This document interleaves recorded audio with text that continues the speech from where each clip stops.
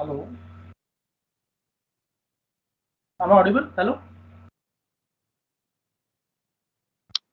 Yes, sir.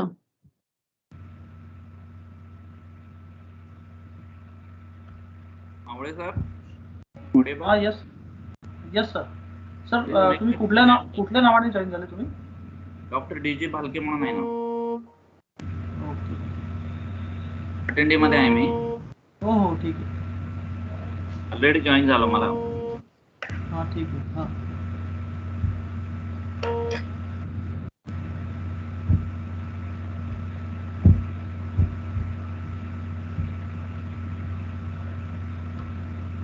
Okay, sir. You are now present. Yes, sir. Will sharp start at 10 o'clock. Sir थोडासा humming येतोय तुमच्या साईडनी.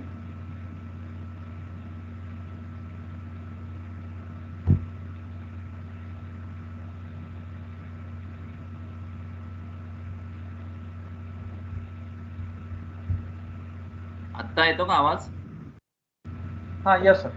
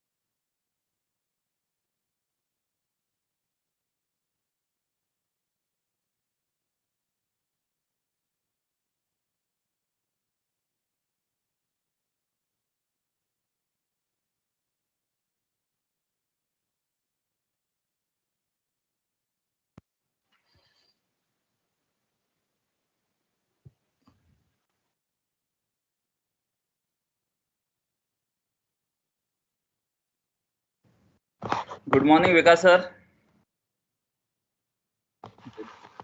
Good morning, sir. Good morning. Whether I'm audible? Yeah, sir. You are clearly audible. Yeah, thank God. So all participants requested to repeat your session. Yeah. Thanks to all participants. That day there was some network issue was there, sir. Yeah. And that day was complete. Internet was disrupted here. Yeah.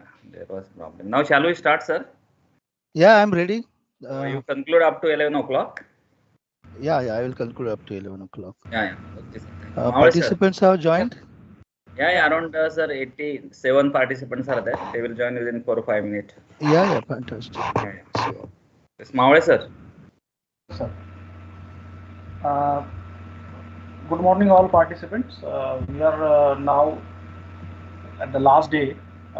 First two sessions. This first session will start soon. I welcome Dr. Vikas Shinde sir. Already means everybody is knowing sir because first day means you have given your valuable suggestions as well as the requirements that too for PBL from the project based learning point of view. So again, I will request you, sir, whatever the missed portion was there on the first day, so you can please, first of all, just give you can say glimpses of whatever sessions you have conducted earlier, and then next you can start your session, the remaining session, those points were not discussed on the first day. So I will just request you to start with your session. Thank you, sir. Uh, Hello, am I audible? Yes, sir. Hello, Sandeep. Yes.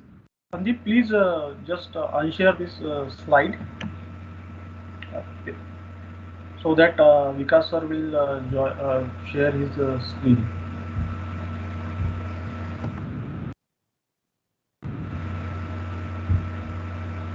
Okay. Sir, you can continue.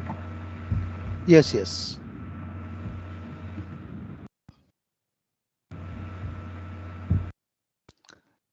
Just let me know whether you can see it.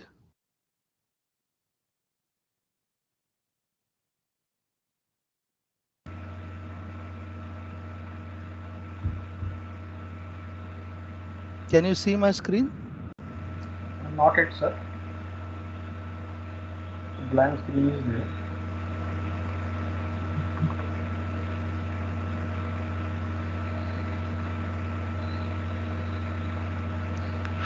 I think I shared. Just check once again. It will appear. It will appear. It may take some time.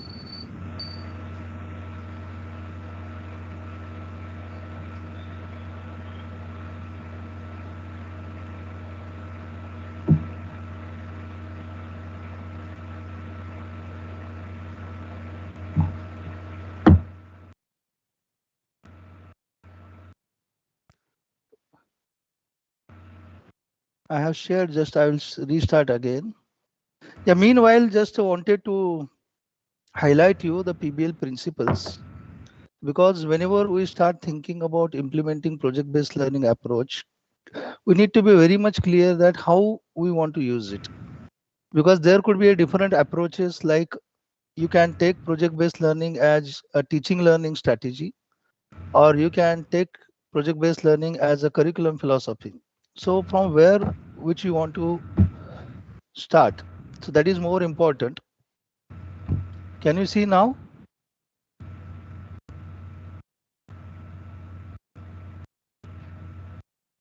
I have started screen sharing. Not yet. It is not visible at our side. It is in blank screen. Still blank. There could be some, because of bandwidth problem, it may happen. I think I have sufficient now. I am with a wired network, so it should not happen. It should not happen. Yeah, let me see again. Once again you try.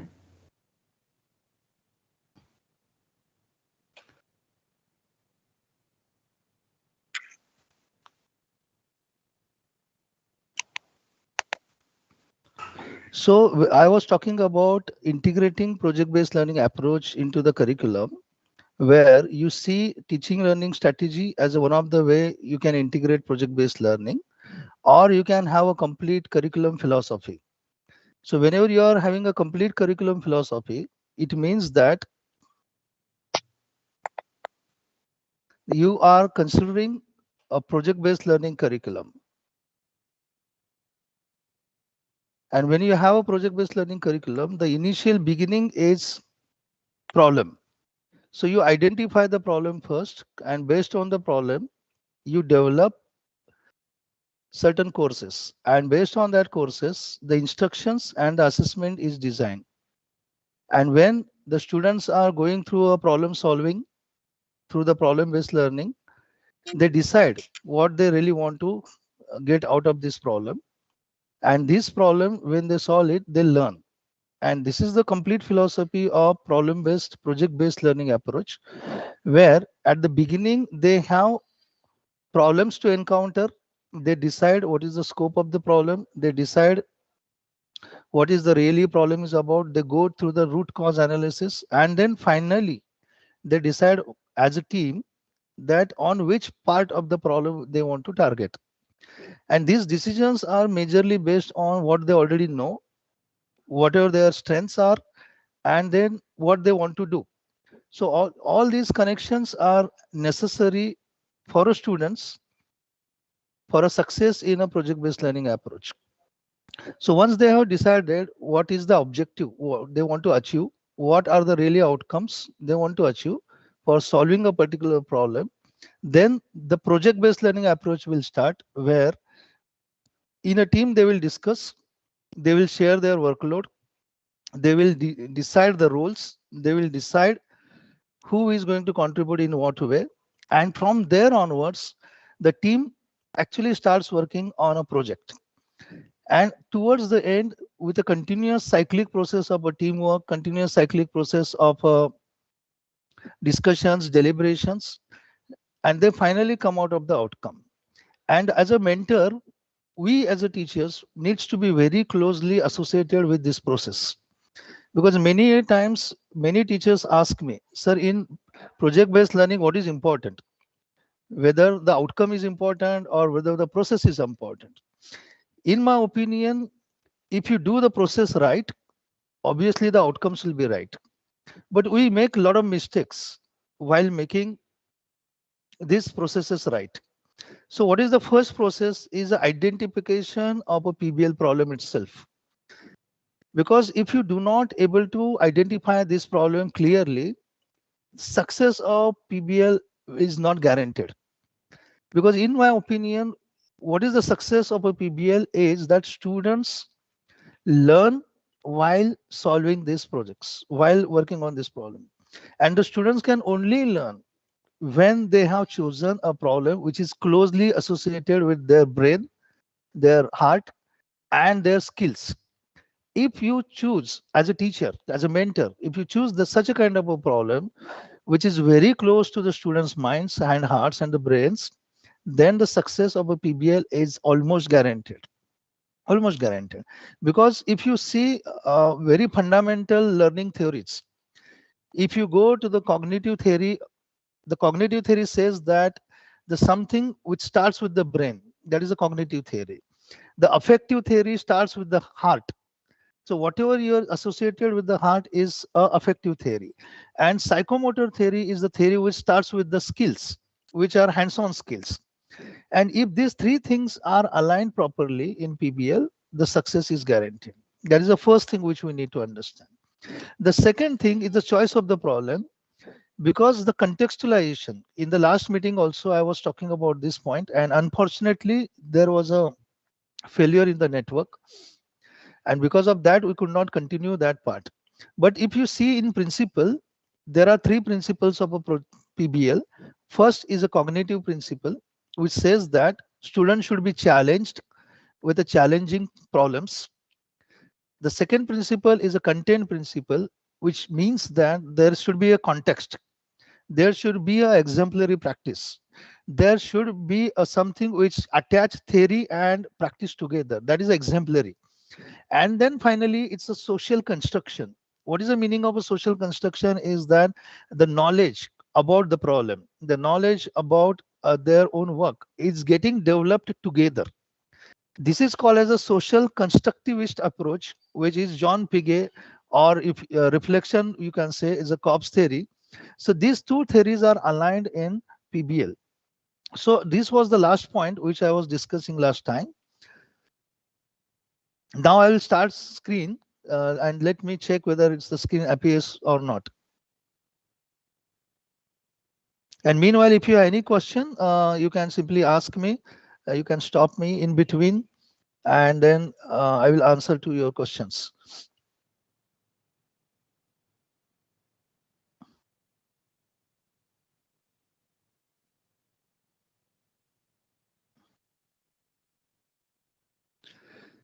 Now the problem selection is a very, very important part of any PBL process. So what are the characteristics of these problems? The first characteristic which I see for a PBL problem is that the problem should be challenging. Many a times teachers understand they have some prejudice in their mind. First year students cannot do these projects. Second year students cannot do these projects. Third year students cannot do this.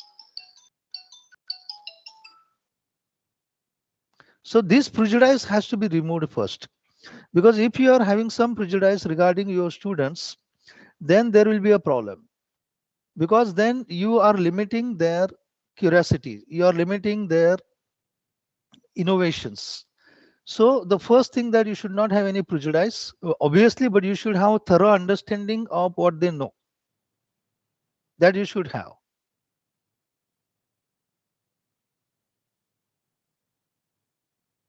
PPT is still not visible, only a blank screen is there.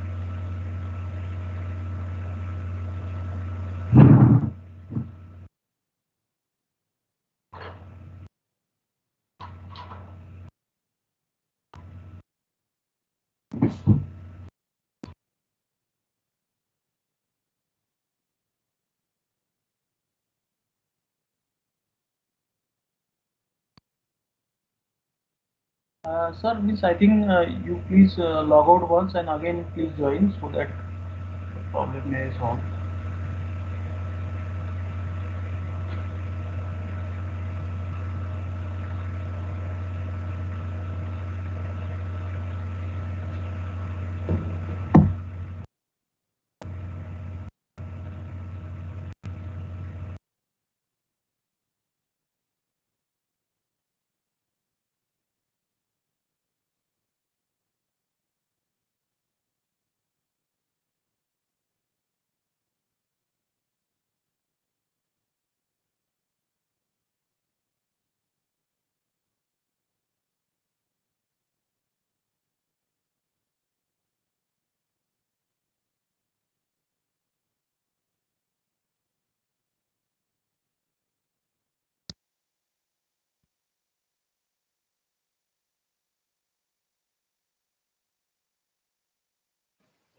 Hello, is it visible now?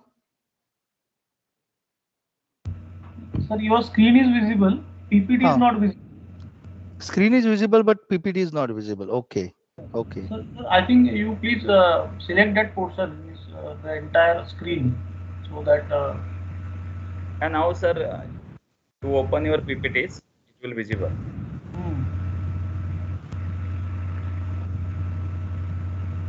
For bandwidth, sir, you can just turn off your video also so that bandwidth can save. I think there is a issue of a bandwidth because Now screen is visible, sir. I think if you open PPT, it will visible. I have opened it.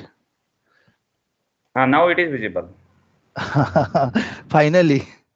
Yes. Okay. Which one you are going to, you are seeing, sir? It is first slide. No, Title no, but slide. which title slide? Problem-based learning principles and philosophy. Okay, okay. Because I had shared two, and I was not aware which one you are going to, you are Yeah. looking at. Okay. So I was discussing about this, that whenever we are implementing PBL, we should be very much aligned ourselves for why we want to implement this and what is the fundamental principles by which we can integrate PBL into your curriculums. So many a times you can see it's a screen now visible properly, because I just don't want to disturb this. And visible, sir, visible. Yeah. So the basic myth which is being carried around the world is that if you do projects, we are doing PBL. There are many a times participants tells me that, sir, our students participates regularly during any type of the competitions.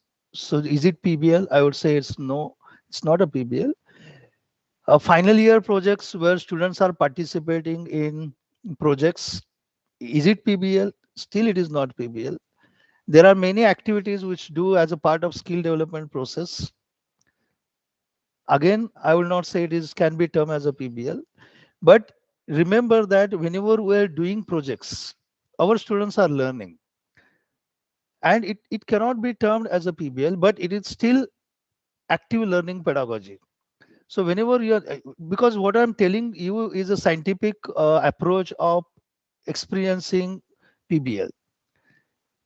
Many times we are integrating small projects into the our curriculum. Students are doing any type of projects and they are learning. That's true, but that is active learning. That is not a project based learning.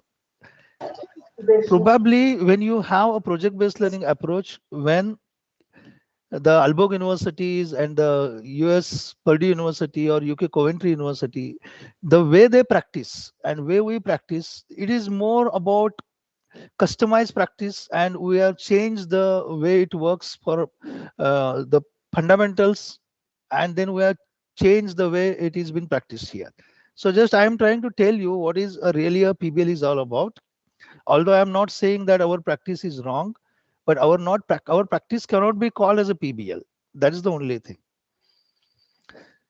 So what are the principles of PBL? Last time I was also discussing this, that the principles of PBL are only three: the cognitive principle, the content principle, and social principle. So the cognitive principle is a principle in which we challenge our students for working on more concrete problems, because students identify the problems. Identifying the problems gives them an idea that what they already know and that what they need to know, and that problem becomes a central part of a learning process. So the problem becomes very important, what they are identifying as a problem. The second principle is what we call as a content principle, where it is an exemplary practice. If you highlight this word exemplary practice, what it means, that you cannot work on any type of the problem. It's not like that. What is happening in a mini projects, what is happening in a major projects, students are working on n number of undefined type of the problems, where a teacher assessment is not designed properly, because you cannot design assessment for all type of problems, right? So you have to have a very clearly defined exemplary practice. So the exemplary practice for what? Addressing learning objective. So if you have a clearly defined learning objective, that I want my students to achieve this through a PBL process, then we can say this as an exemplary practice. And then second dimension, which is more important again, where we want to really focus, what our goal is about, if our goal is to help students to learn disciplinary learning, then the problem which is being chosen should be have a disciplinary learning. If we want our students to learn an interdisciplinary learning, then the problems chosen should have interdisciplinary learning. And remember that whatever the problems which you have chosen should have some relations between the theory they are learning in a class and the practice they are doing when they are solving the problem. And this is basically what I define as a contextualization. How it will help? It will help students to learn the objectives which they have learned. Obviously, it will help students to learn a professional skills. It may be engineering skills, pharmacy skills, management skills, anything. But because you have chosen a problem in a such a way that it is exemplary practice, it is addressing your learning objective, what you really want to intend to learn, and is also taking care of your discipline and interdisciplinary learning, students' professional skills will also improve. And when the students solve it, their depth of the knowledge will also increase and their breadth of the knowledge will increase. It all depends upon type of the problem you are choosing. If your type of the problem is disciplinary, then the depth will increase. And if your type of the problem is interdisciplinary, then your breadth will increase. And obviously, if you go outside, the problems are more multidisciplinary. So the students have a scope. If you refer to the national education policy, which is beautifully designed policy by government, it promotes interdisciplinary and multidisciplinary learning. And finally, when the students understand whatever I'm learning in a class is applicable on this type of a real world problem, they learn better. They learn better. So the problem which you have chosen should have immediate application of a theory which they are learning in a class and then applying it in a real world practice.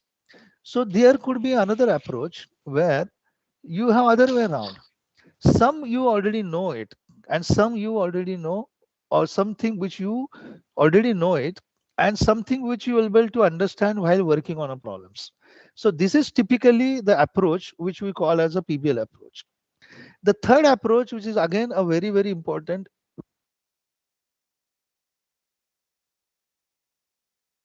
pivotal role, where you have a team which has a complementary skills, and since they have a complementary skills, they can work on a where concrete challenging problem. The social approach is by design. It's by design because a single person cannot handle a problem which is challenging, which is complicated, which is engaging. He alone cannot do it. If a single student is solving a big problem, it is as good as doing a PhD. But in undergraduate courses, what we want that a single student should able to solve problem. That's okay, but he can be he cannot solve that problem within a 1 year or 2 year, then it will be difficult. So we have an arrangement made where 3-4 students are clubbed together and work on a problem, and this typically brings a teamwork into the picture. And that's why in projects, by design, there are 3-4 members in a team. Sometimes teachers ask me, sir, what should be the composition of a team? So I will simply says that it all depends on a type of the problem you are addressing. If you are addressing the big problem, you can have a team of 20, and that team of 20 is subdivided into sub teams. If you are addressing a smaller problem, you can have a team of 3 members. So that all depends on what type of the problem you are addressing. So these are the 3 principles which should be able to be understood. Then if you see this slide, a PBL cycle, what the Alborg is doing necessarily, they identifying this type of the problems. They collect this type of problems, real world, industrial, national and global needs. For example, now there is a need of hydrogen production in India because government recently just announced green hydrogen policy. Now, but hydrogen is not taught in a class. So what our students will be learning, our students will be learning a curriculum which is outdated or maybe not required. So the global and national need is what? Either the electrical vehicles, I am taking just example, maybe a hydrogen production technologies. So how we can develop a technology, how we can develop a curriculum, so that next 10 years down the line, our students will be prepared to develop a hydrogen. The economy is completely created. So they develop a curriculum based on the national global needs. That curriculum is taken into the syllabus, and then assessment is designed accordingly. So the imagine you are developing a course for hydrogen production, hydrogen economy, everything is focused on hydrogen. So that theme is created. So the complete semester, the students will be working on solving only one problem. And then the teachers are already been trained on hydrogen economy, production of hydrogen technologies, and they enter into the class. And when they enter into the class, labs are also designed in that way. So the teachers are equipped, your labs are equipped. Now the students are given a sufficient knowledge in a classrooms, in a labs, in a field experiences, that this is how are the certain different methods by which the hydrogen is produced. These are the methods where the hydrogen is applicable, and then they try to develop something new by applying their knowledge, and they try to solve the problems of society. So in this education model, what is difference? The problem is at the center and everything falls around it. Unlike in our system, the project is here and education systems are here. So there is the difference. There is a difference. So the learning goals, classroom instructions, assessment, and infrastructure is designed to suit the problem. So it's called as a problem-based project organized learning. So this is the one of the example I was quoting last time, that if you have a hydrogen as one of the important economy, that first course will be related to fundamentals of hydrogen chemistry. The second course will be related more on engineering chemistry or engineering production methods. The third could be the materials which are required for hydrogen. And so this becomes a more interdisciplinary learning curriculum. Then students who are doing the projects, they will be choosing projects which are related to hydrogen economy. And then you can see that the class of 60 students working on only one problem, having innovative different solutions, you get outcomes which are usable by the industry. Somebody may come from a framework, somebody may come from the production unit, somebody may come from a technology, innovative methods, and so on and so forth. That's why the developed countries have better innovation technologies, outcomes, technologies, patents, publications. Because when you work on the real world problems, you have to go for a lot of research. So this was the first part of my presentation. Very quickly, I'll go through a second portion where I'll be discussing more on problem characteristics. The whole things which are based here. Can you see the learning pyramid? I'm going a little bit quickly. Can you allow me 10 more minutes, sir? Pbl sir, 10 more minutes. Yes, sir. Yes, sir. You can continue up to 11, sir. No problem. It's it's a 30 minutes, so it's okay. Yeah. See, sir, one more thing. So can you just make this PPT in presentation mode, and can you just hide that when message is coming on your PPT? Stop sharing. After that, hide. That I can hide it, and then I have already made a slideshow. No, sir. It's not presentation. It's complete mode. Can you check now? Yeah. Yes, sir. Yeah. Okay. Go ahead. Okay. Let me check whether I am visible. Yeah. Okay.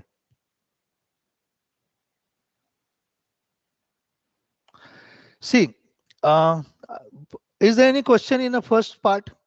Because I just wanted to build on that first part. I'm going a little bit quickly because last time we already discussed that. So these three principles, have you understood these three principles? Any question in these three principles? Participant, if you have any questions, you can unmute and ask the question.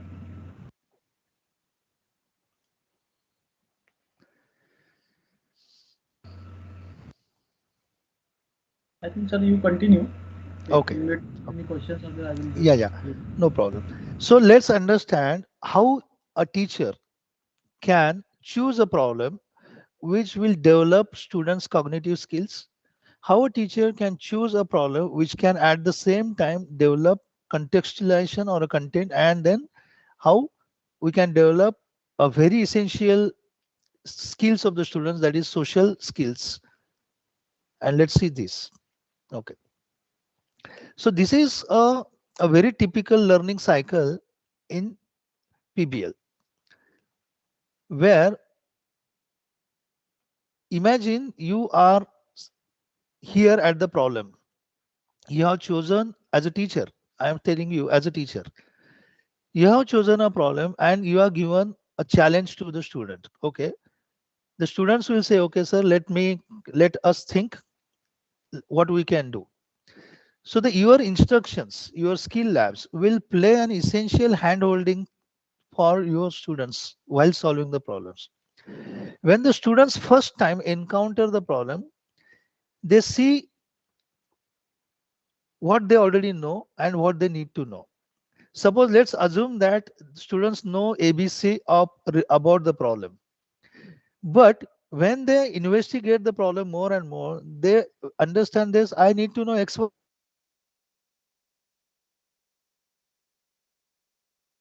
and they define their own learning goals. The team will define what they need to know extra so that they will address the problem. So they will distribute the work among themselves. They will go independently. They will research. They will study. They will come together again in a team meeting and then share with each other. And when they share with each other, they will move little bit closer to the problem. Again, they will see how much they have moved ahead in a problem.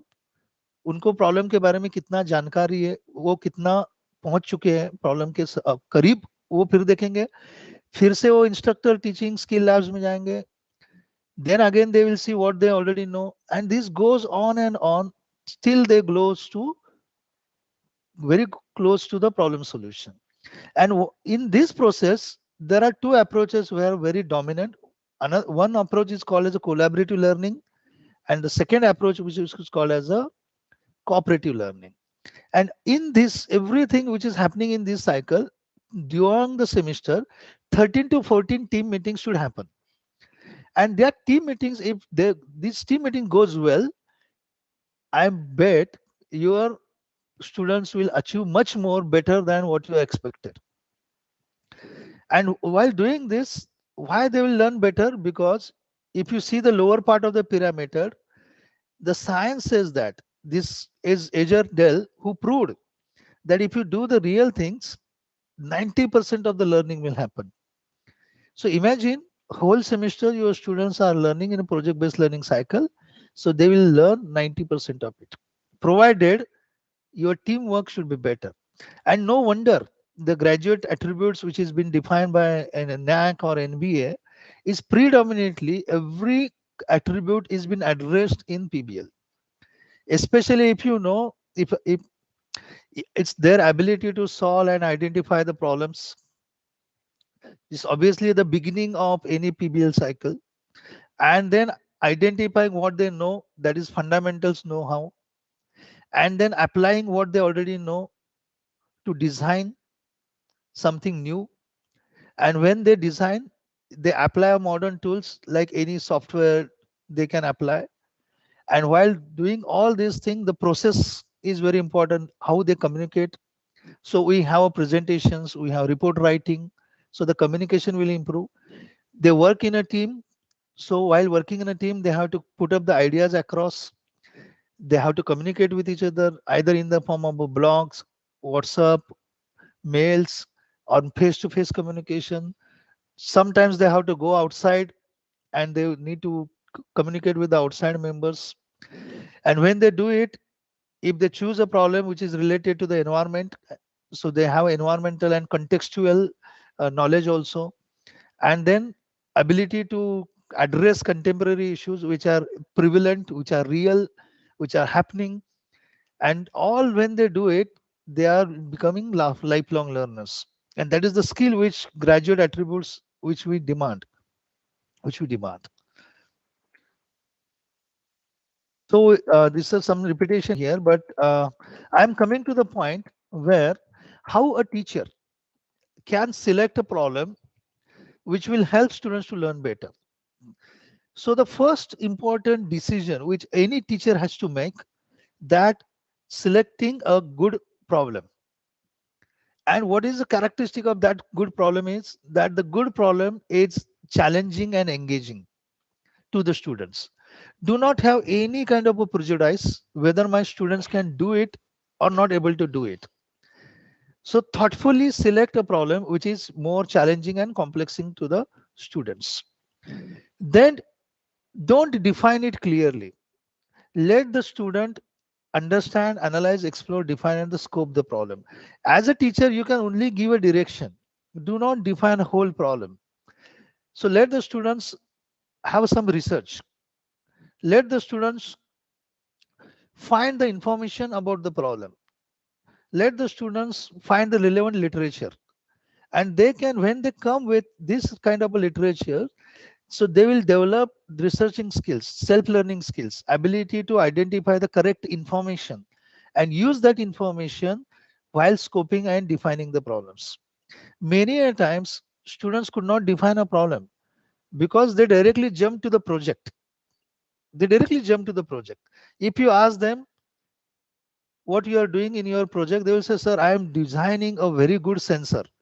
If you ask why you are designing a sensor, they will not able to answer it. Why it is happening?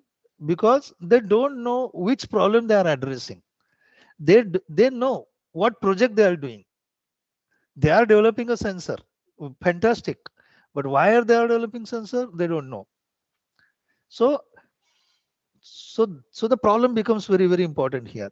And then it should not have a single solution.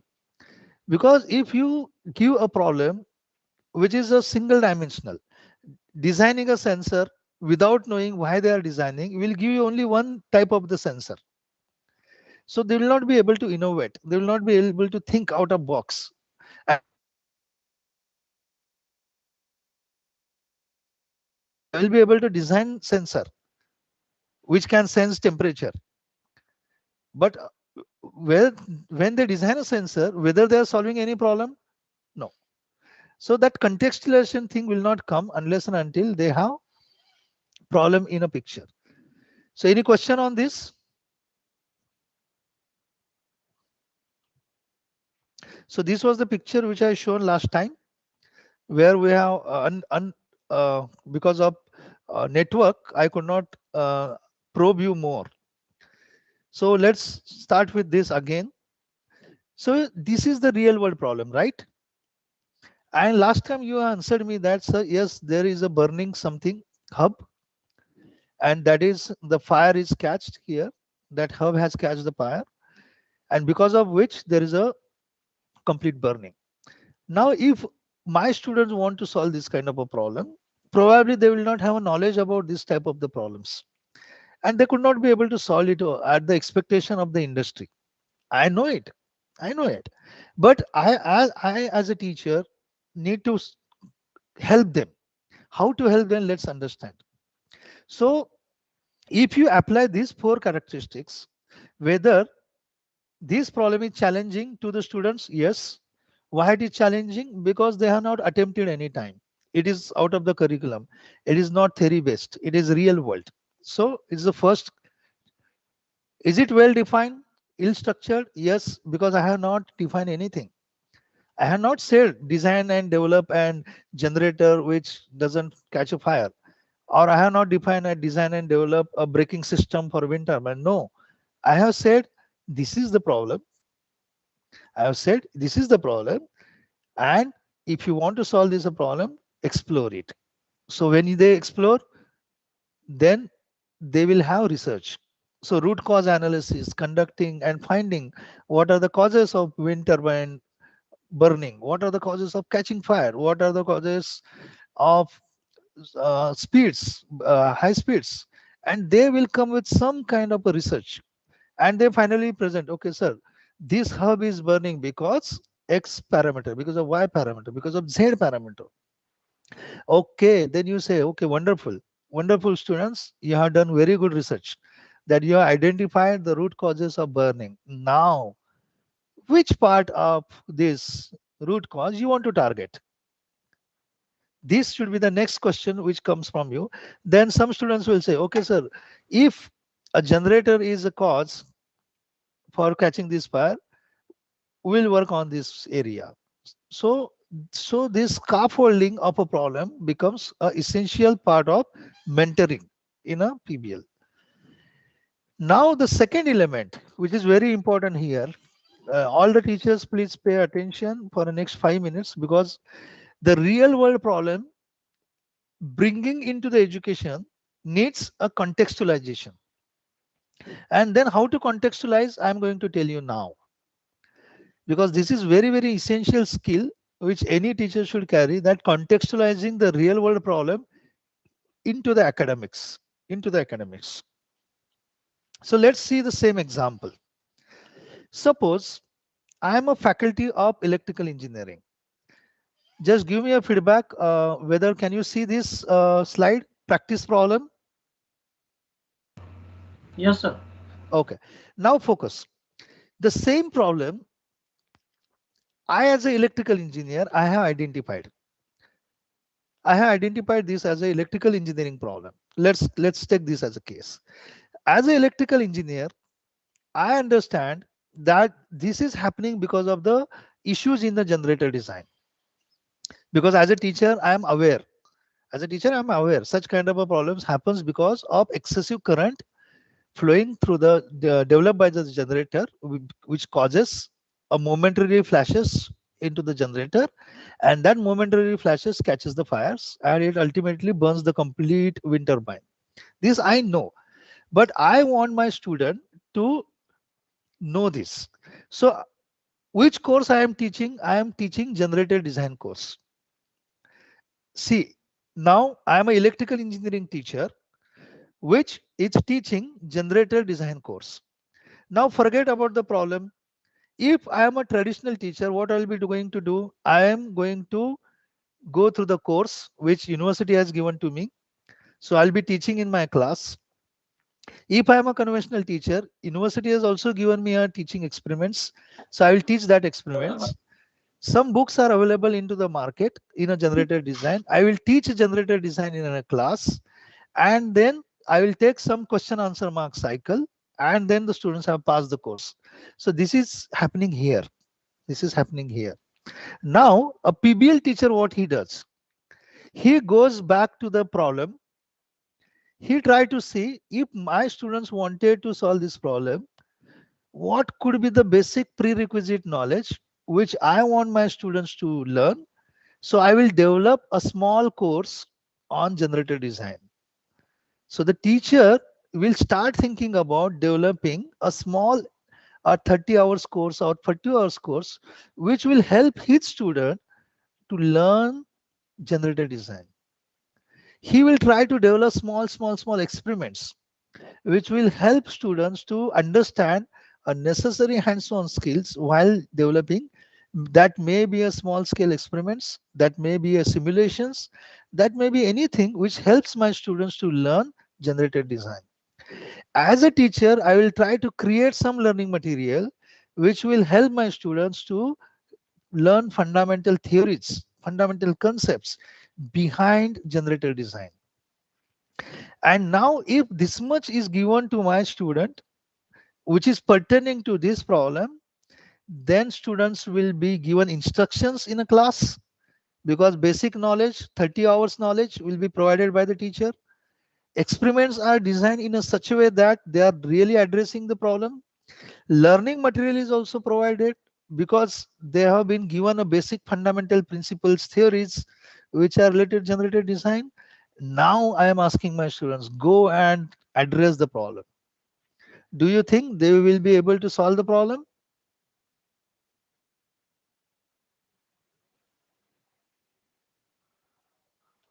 with the new settings? Do you think?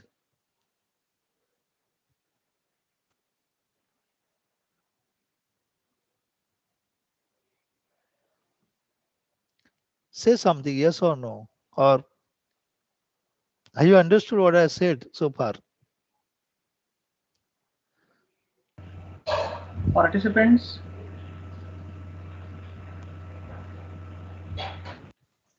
Yes, sir. Yes, we understood it. Okay. So again, first identification of a problem. Teacher decides this goes in a generated design. Then he decides what is the basic knowledge required. He develops lab experiments and learning material. And then when this much is ready, he gives this to the class. So the class is prepared. So the class goes to the real world and they start working on generated design.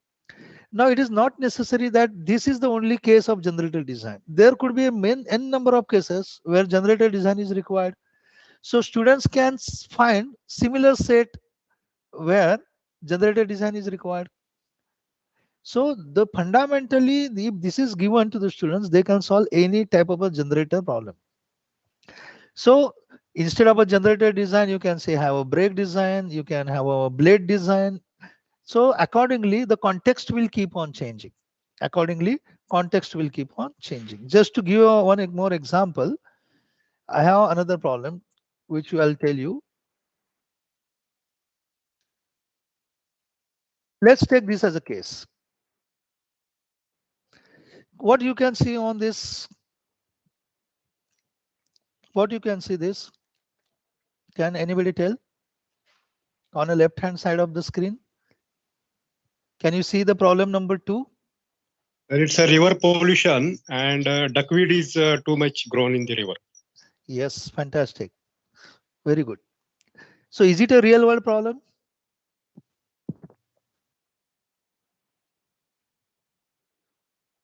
Yes. Yes, it is a real world problem. Is it challenging for the students if I ask my students, okay, you solve this? Challenging. Challenging. Whether I have defined the problem, that you design and develop something? No. No. If I want to know more about this problem, what I need to do? I need to investigate.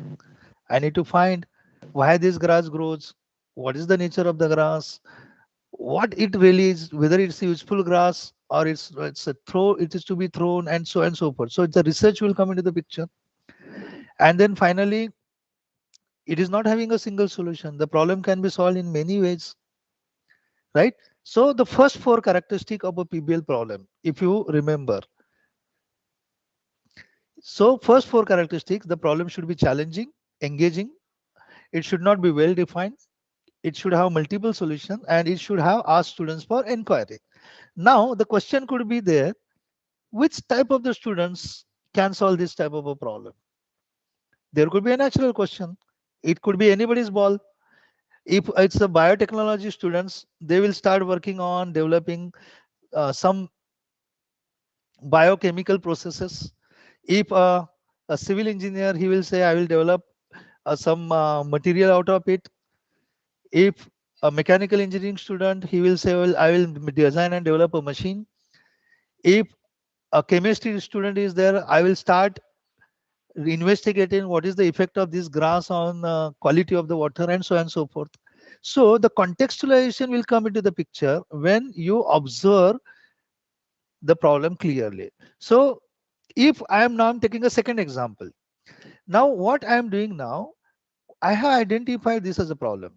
So what is the problem? There is a green grass on the riverbed which causes water ecosystem to damage. You know, Mula and Mutha in Pune is already damaged because of this green grass. I don't know still what is the name of this green grass. The name of the green grass will be investigated by the student. But I as a teacher know it. I also said that which is damaging water ecosystem. But what kind of a damage it is doing, I am not saying. Let the students investigate what is the damage done to the water ecosystem. Also, it is harmful for human being. In what way it is harmful, I have not said. Let the student explore. Every year, municipal corporation employs workers to remove it. So if it is a finance problem, then the management guy will be investigating how much manpower would be required, how much finances would be required, how much material will be required. So it's a management problem also. So till now, what I am explaining is the only problem. I have not explained the contextualization. So let's take how to contextualize it. Now, for a contextualization, now I am stepping as a mechanical engineer. As a mechanical engineer, my university has given me a problem, a teaching, or my HOD has given me a teaching for kinematics of machinery. For example, I am teaching second year mechanical course, kinematics of machinery. So as a teacher, I know what is a course learning objective is that students should be able to design a mechanism or a machine by using different concepts of the course. This is what I want as a teacher. Now, if I want to implement project-based learning in my class, what is my job? My job is to find a suitable problem which will help my students to learn how to design and develop a machine. So what I do now, again, the same problem I will pose into the class. Same problem I will pose into the class. See, students, we are learning kinematics of machinery. Kinematics of machinery is an important course which is for designing and developing of machines which are useful for human beings. This is the real world problem which I am posing in front of you, which is causing water system to damage, which is causing human beings. And every year municipal corporation is spending a lot of money, manpower to remove it. You as a mechanical engineer, can you develop something? I know what is something I don't know. Is it possible to remove housing with a less human effort? Less human effort means that you are developing certain kind of a machine or a less manpower or with lesser time. So as a mechanical engineering teacher, you are probing your student to develop a real world machine, which is ultimately a course learning objective of your own course. And this is what you really want your students to do. And when your students are working on a developing a machine for this real world, they will learn the concepts from your course, as well as they will apply the concepts from your course. They will innovate, they will develop a new mechanism, they will develop a new machine. And this is typically is done in a very simple fundamental uh, model which I have developed, which is called as a course level Pbl. Hello. Yes. Yes, please ask question if you have. There was someone who was saying hello.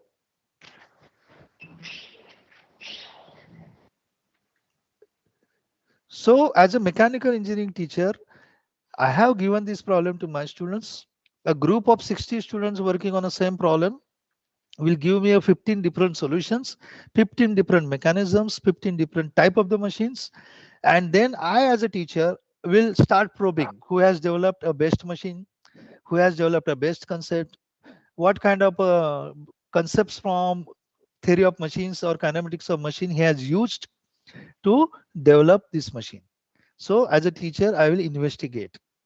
And this is what is a course level Pbl is all about. And this is what I have shared with you. Now I have left with only 5 minutes. If you are done, if you understood the BIS principles of a Pbl, Pbl should be having a problem, should be a very challenging. It should be ill-defined. It should not have a single solution. It should promote students for research and inquiry. It should be bounded in a disciplinary boundary. Sometimes you can cross the boundaries, interdisciplinarity. You can have a multidisciplinary into the picture, but often in Indian education, a more disciplinary specific problems you can choose with some element of interdisciplinary nature. It should be relevant to the content to be learned. It should address the learning objective, and obviously it should give me concrete learning experience as a student. Because if I am developing a biotechnology solution here as a mechanical engineer, probably I will not be able to connect. So the total whole idea of this model is to learn the content from the course.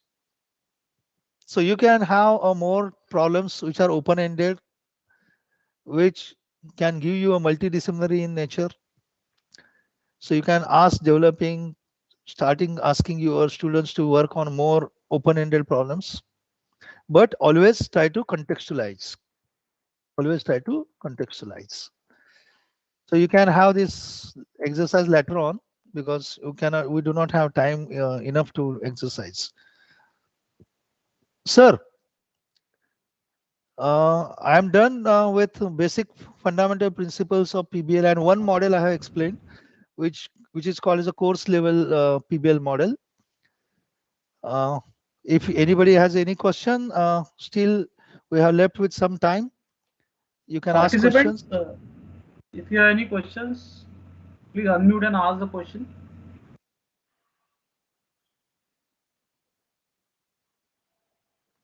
All participants, if you have any questions.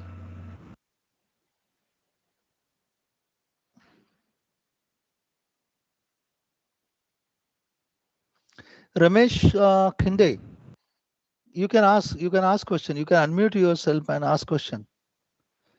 Even Sulekha Shardul also has some question. You can unmute yourself and ask question, please. Or let me read. Is there any question? Good morning. Good morning, sir. Good morning. Good morning. Sir, I am a staff for computer engineering department. Yeah. Sir, I have 30 students in my. So how many? Just 30 to 40 students. Okay. So you have just suggested that you should give the problem to your students and investigate which group has done better or best solution. Yeah. What should I do? Means I should be given one problem to a group of all 30 students, or should I give them some different problems to solve? Okay, good question. See, it all depends on what you really want your students to learn. For example, if you're from computer, let's take a case of artificial intelligence as one of the course, right? So what, as an AI teacher, what you want your students to learn is the technology of AI, right? And then you want your students to apply concepts from AI course to a real world. In such situation, you can ask your students to apply AI based courses on any type of a problem.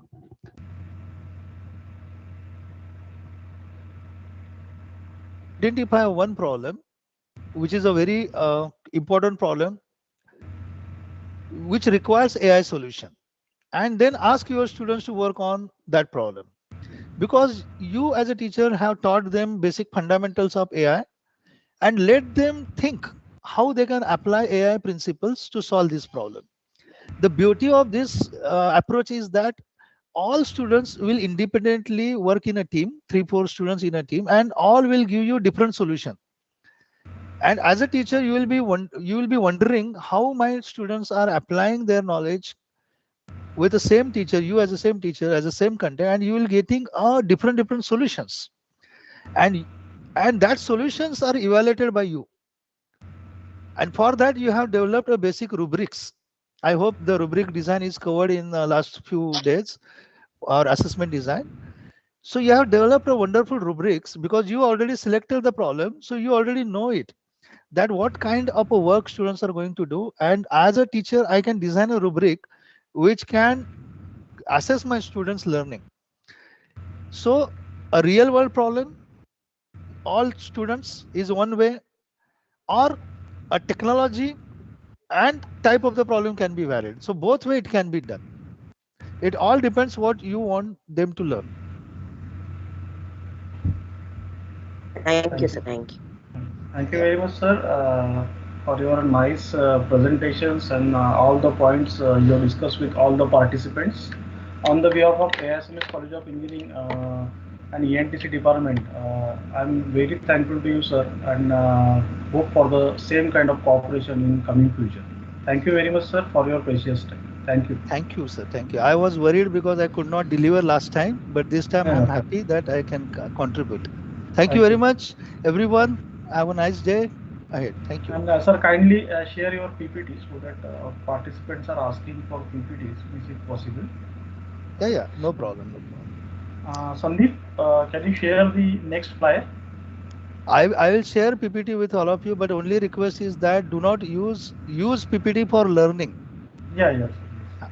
Okay, thank you. Should I leave, sir? Yes, sir. Yes, sir. Thank you very much. Thank you. Yeah, thank And you. if you have time, you can join at 11:30 for a validatory ceremony. Okay. Good morning, all participants. Today we have our next speaker, a resource person, Dr. Dj Vulcan, sir, Professor and Head of the Department, AISSMS College of Engineering, Pune. He is very dynamic head of the department and very actively involved in the teaching learning activities and all the co-curricular and extracurricular activities. So he is also a senior member of IEEE, and he has delivered many, you can say, sessions based on the technical as well as co-curricular and extracurricular activities, and he's actively involved in research activities too. He has presented many papers in the national and international conferences as well as journals, and right now he is the head of the department in ENTC department, AISSMS College of Engineering, since from last 5 years. So I welcome you, sir, and I will just request you to start your session. Yeah, thank you, sir, for nice introduction. I'm audible? Yes, sir.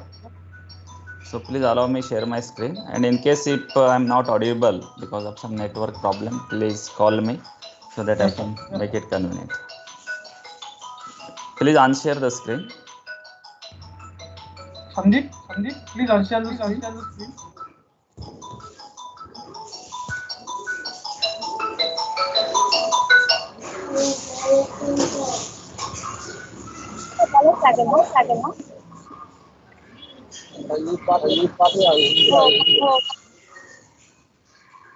Yes, sir. You can share now. Screen is visible, sir? Not yet, sir. Yes, sir. Okay, shall I start now? Yes, sir. Go ahead, please. Yeah, a very good morning to each and everyone present over here. The topic given to me is project-based learning, the literature survey and the tools. I think all of you have gone through the number of sessions by the eminent speaker. We have invited speakers from national and the international repute in the project-based learning domain. I think most of the speakers have covered so many aspects of the project-based learning. That is how to identify what is the methodology, what are the characteristics of the project-based learning, how the project-based learning to be evaluated, and the many other things. So really it is very difficult for me to again deliver the talk on this project-based learning. Then just I will summarize and I will put my views on this project-based learning. So basically, even this is a new concept in India, but all the faculty members and even the student are making use of this project-based learning concept, and accordingly, they are giving the outcome to the society or the outcome to the different organization. It means it is not a new concept, but it is put in the form of the different documents, and accordingly in the structured way they have put. So we have to now implement in the structured way. So first to keep in mind, it is not at all a new concept. So all the concept we are being used, but we have to put in the structured way. So as even the Dent madam, so many speakers have highlighted. So what is a basically project-based learning? So basically what is a project or what is the problem? So all the people in the society or we are also living in a world so where there are the number of problems are there or the infinite number of problems are there. So you may be at your home, so there are some problem, the society is also facing some problem, or your organization is also facing problem, or in different scientific domains or the different communities there are the number of problems are there. We know these problems, but actually we have to identify and we have to try to provide the solutions. So as even the Vikas Shinde sir, even Jalnikar sir, so everyone have told that so the approach of this project based learning is not like a project. Doing the project which is a part of curriculum in engineering in the third year or the final year is a totally different, and here the project based learning is a different. So if you look at the project based learning word, so mainly there are the two the important key words are there. One is called as a project and another is called as a learning. And if you look project based learning, so more emphasis is being given in this particular project based learning is on the learning. So the student learning ability should be enhanced with the help of the project. So that is a concept. And this project based learning, even it is a new course, so it can be applied for your course which you are teaching. So even because Sindhu sir also has told, so there will be the different philosophy will be there while implementing for this particular course or while implementing for solving the societal problem. So depending on the context, so you can choose. So I just appeal everyone that our in the this teaching learning process. So nowadays the blackboard teaching learning process has become very bored.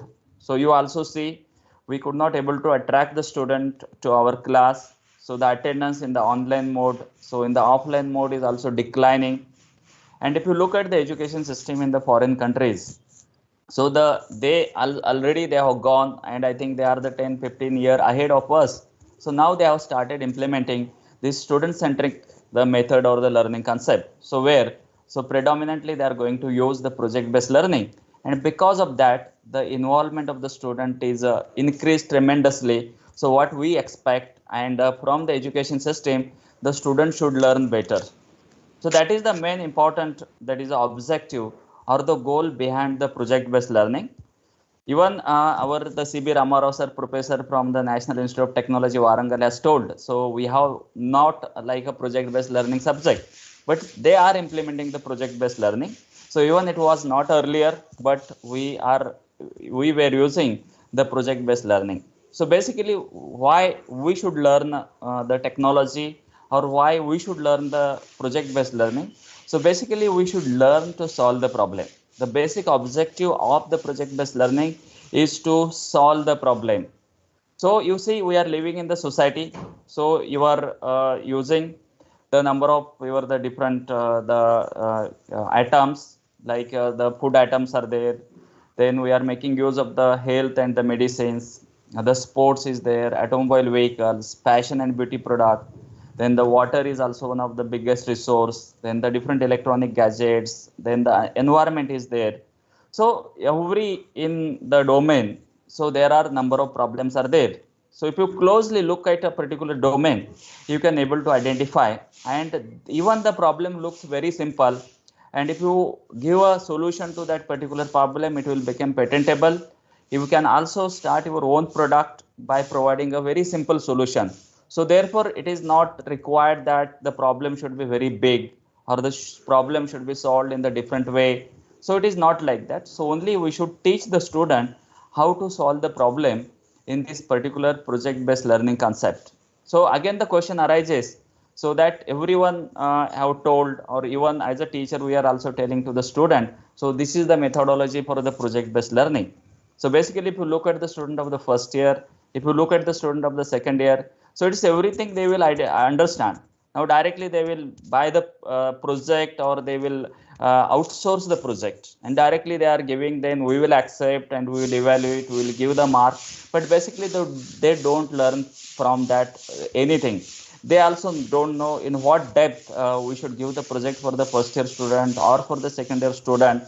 So therefore all we should think in deep into this particular technology, and only everyone should see that even the project student are not doing project, but they should learn to solve the problem. So the emphasis should be given on solving the problem. So even see how to identify the problem is also one of the very important difficult question for everyone.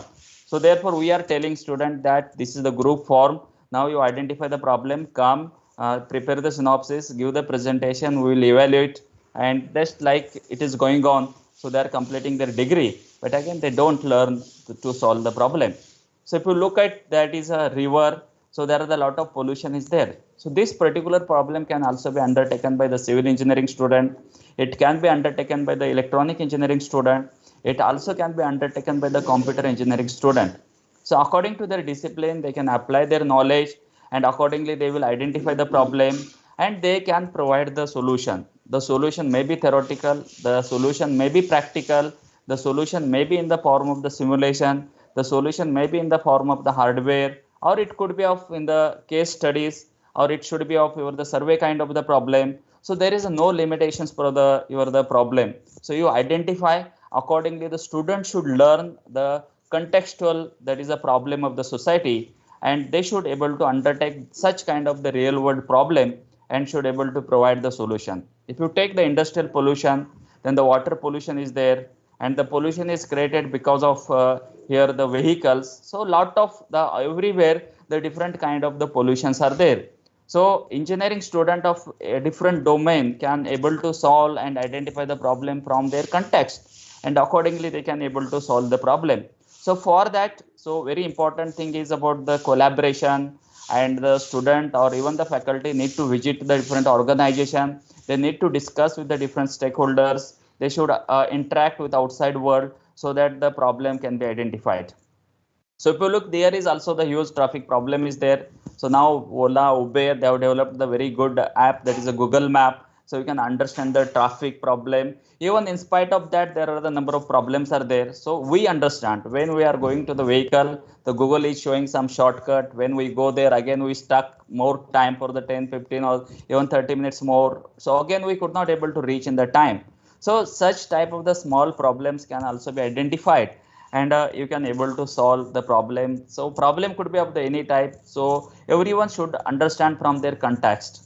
So even you see one of the biggest problem which are available are in the healthcare industries. So the healthcare industry is not developed to that context. You have seen in the pandemic, we have seen that the foreign developed countries, number of hospital, the healthcare facilities available, and the healthcare facilities available in the India. Even there are the thousands of hospitals are there. They are not connected to each other. There are the different laboratories are there. When you are going to diagnose yourself, the doctor will prescribe for some medical test. So then he will not believe on the test given by the some another laboratories. Even they are accredited by the NABL accreditation. So huge problems are there. If I go to the doctor, if just they put my name, so they should get all the problem or the history. So the things should be available so that whole society will be benefited. So problem that you can network all the hospital, you can network all the laboratories. So any kind of the student from the electronics or the computer or from the electrical can understand problem from their perspective and can able to provide the solution. Even because of this, the all road transport is developed tremendously, but even the accidents are the happening. So you also see what are the problems. Civil engineering problem can think from the road design, and they can able to provide, do the survey, they can suggest to the government so that you can save the life of the people, or many things are there. So main important thing which I want to tell you all of you is that I am also teacher, everyone are teacher who are attending this particular the STTP, that the main thing is we should able to make the student aware about this problem based learning or the project based learning, because we are telling you identify the problem and come. So basically how to generate the idea, then what is the design thinking methodology, what do you mean by the innovation, what do you mean by the creativity. So first you need to arrange some sessions for the student, that the student should aware about this particular all the new technology words which you are also bombarding in the whole or the STTP in the 6 days, but we also not understood in that particular deep level or the depth. So how the student can understand. So just as a being a project coordinator or the head of the department, so they should arrange some session for the second year student, and you should make them aware about all such kind of the technology, and we should teach so all the student that how this creativity or the idea should be generated. So what are the philosophy of the idea generation, how to think out of box, that everyone we are telling them that you think out of box and identify. So basically there is no such concept of the out of box. So if I have the knowledge in the particular domain, so the solution in that particular domain will be developed for me.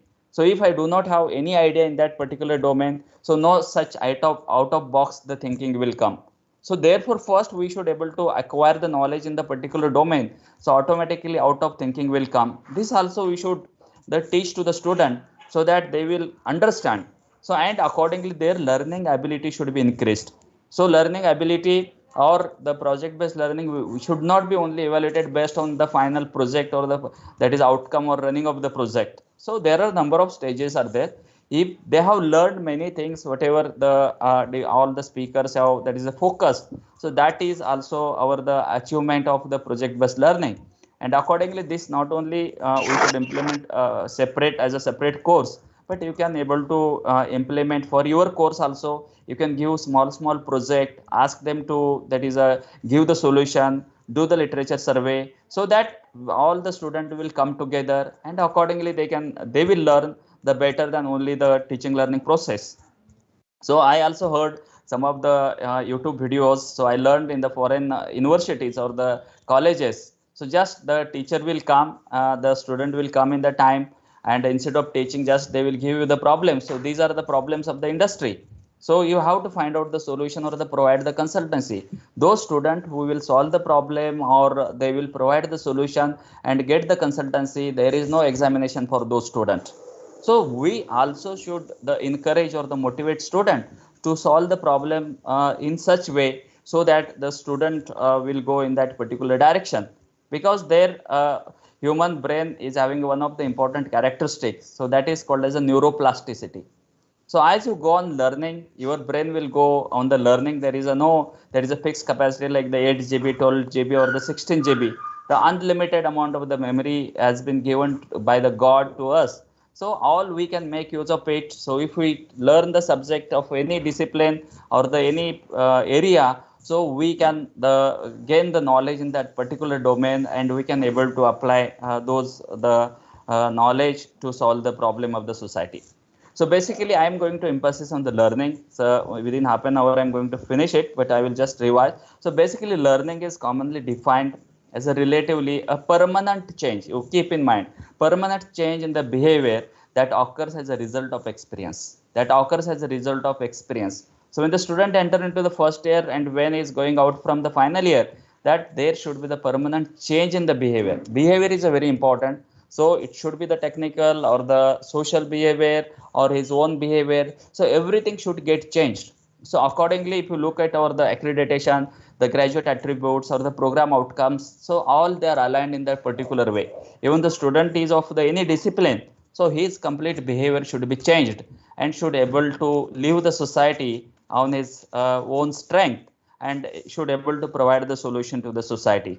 So this you should emphasis on the learning, that his behavior, way of the learning, the way of identifying the problem, way of analyzing the problem, way of providing the solution, way of producing the output. So everything should be changed among the student. So even you see the number of the educationalists, everyone are telling that learning is not the product of teaching. So therefore teaching is not teaching, we are teaching, but we don't know whether the students are learning or not. So all we should see that how the better learning will happen among the student. So the learning is the product of the activity of the learner. So we have to focus. So therefore this the concept of the project based learning has come and it is being introduced into the curriculum. So we should give more focus on the activities, or we should give more focus on the learning, so that the better learning will take place among the student. So you see the ancestors, so that is a previous sadhus and all gurukuls were there, and all that time they were also implementing the activity based learning or the project based learning. They are giving the task to identify the problem and to solve the problem. They were going, you see, everything is the activity. It does not mean that they were not learning, even they have not obtained the degree, but they became successful in the society. So we should teach the student how the student will become the successful by solving the problem. So the way of learning or this way of solving the problem should be taught to the student. So therefore it is not a new concept. So it is from our ancestors, it is taking place, but now we are not using this particular the activity based learning technique. So because of the number of problems as it is prescribed by the university or by the government, we are going in that direction. Now other foreign countries are adopting this. Now again we have realized that this technique is a good. Again we are coming in this particular direction. So therefore activity is very important, and the learning will happen only through the activities. So we have to focus on the activities and the learning. So this also have been told by the many of the speaker, that always, because the learning will happen in the 6 levels. There are the different cognitive, psychomotor and the affective domains are there. So this is the Bloom's level for the cognitive domain, like the remembering, understanding, applying, analyzing, evaluating, creating. I will not go deep into that. So all we are using in the first year, second year, even in the third year, final year, that at the remembering and the understanding level. So we expect, or even the society expect, or every that is a stakeholder expect, that the student should able to apply the knowledge. They should able to analyze the problem. They should evaluate the case studies. They should evaluate the problem, and they should create the solution. So higher level of the Bloom's taxonomy will be achieved through such kind of the subject, that is a project based learning. So if you look, all the POs will be addressed through this such kind of the subject. So only very few subject like the project or the seminar are there where we are making use of the some of the levels. So if you want to achieve all these levels, so we should focus on the activity based learner. So just this is also being addressed by the Dr. Y. Ravinder or even the Jalnekar sir. The focus of every speaker is on the same, that is on the graduate attributes or the program outcomes. You know, I will not go in detail what is the program outcomes, but if you look at the POs, so they are very nicely organized. Like the first is engineering knowledge, second is problem analysis, third is design and development, fourth is conduct of investigation of the complex problem, then fifth is the modern tool usage. If you look in every POs, there is a complex problem word is there. So the complex problem is what? It is a society problem where the solution does not exist. So which are the real life problem? So these problems are called as a complex problem. If we give problem from the textbook, there is a solution is there, student will solve. We cannot call it as a complex problem. It should be the society related to the real time problem where such kind of the problems can be given.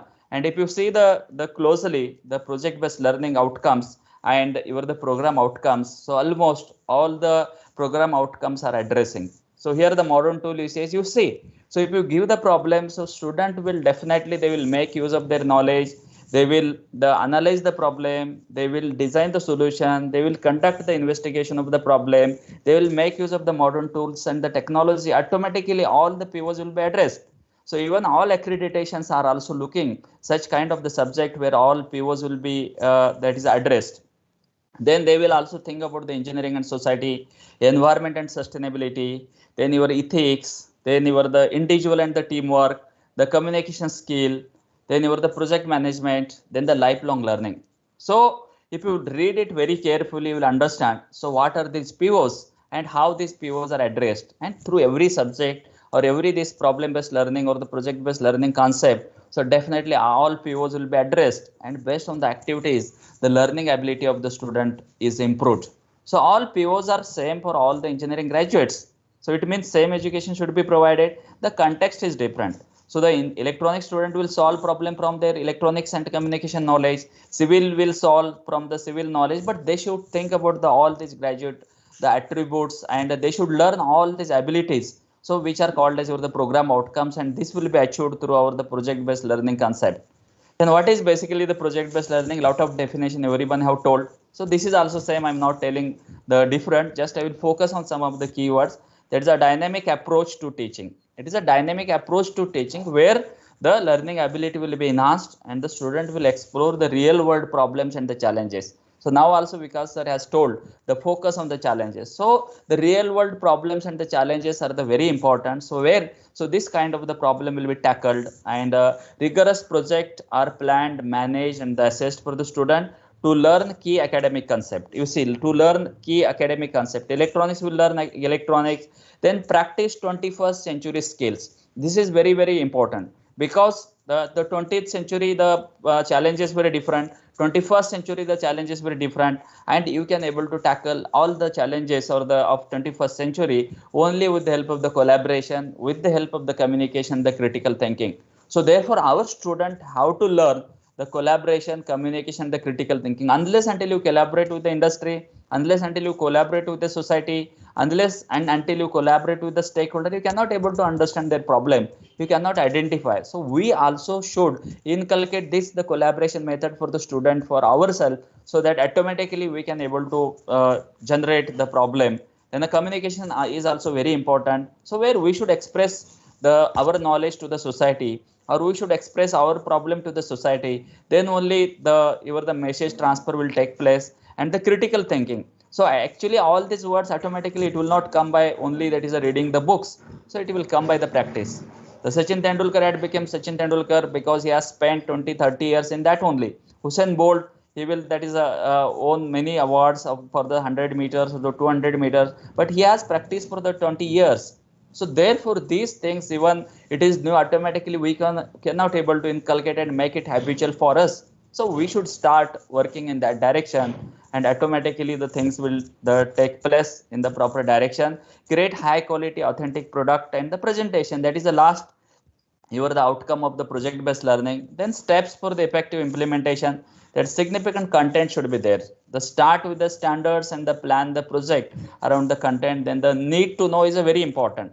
So activate students, you see this is very important. We have to activate the student, need to know content with an entry event such as the guest speaker, a lively discussion or a video that sets up the scenario, initiate questioning to motivate student. So the second step is very important to make them aware about the project based learning. So directly if we ask, and it is even the 2 hours per week is allotted, so continuously we should engage the student. We also should involve into the project based learning for the 2 hours, and continuously we should motivate them. We should show them case studies. We should invite some guest lecture in the particular area. Then the things will become habitual and we can able to really implement the project based learning into our curriculum.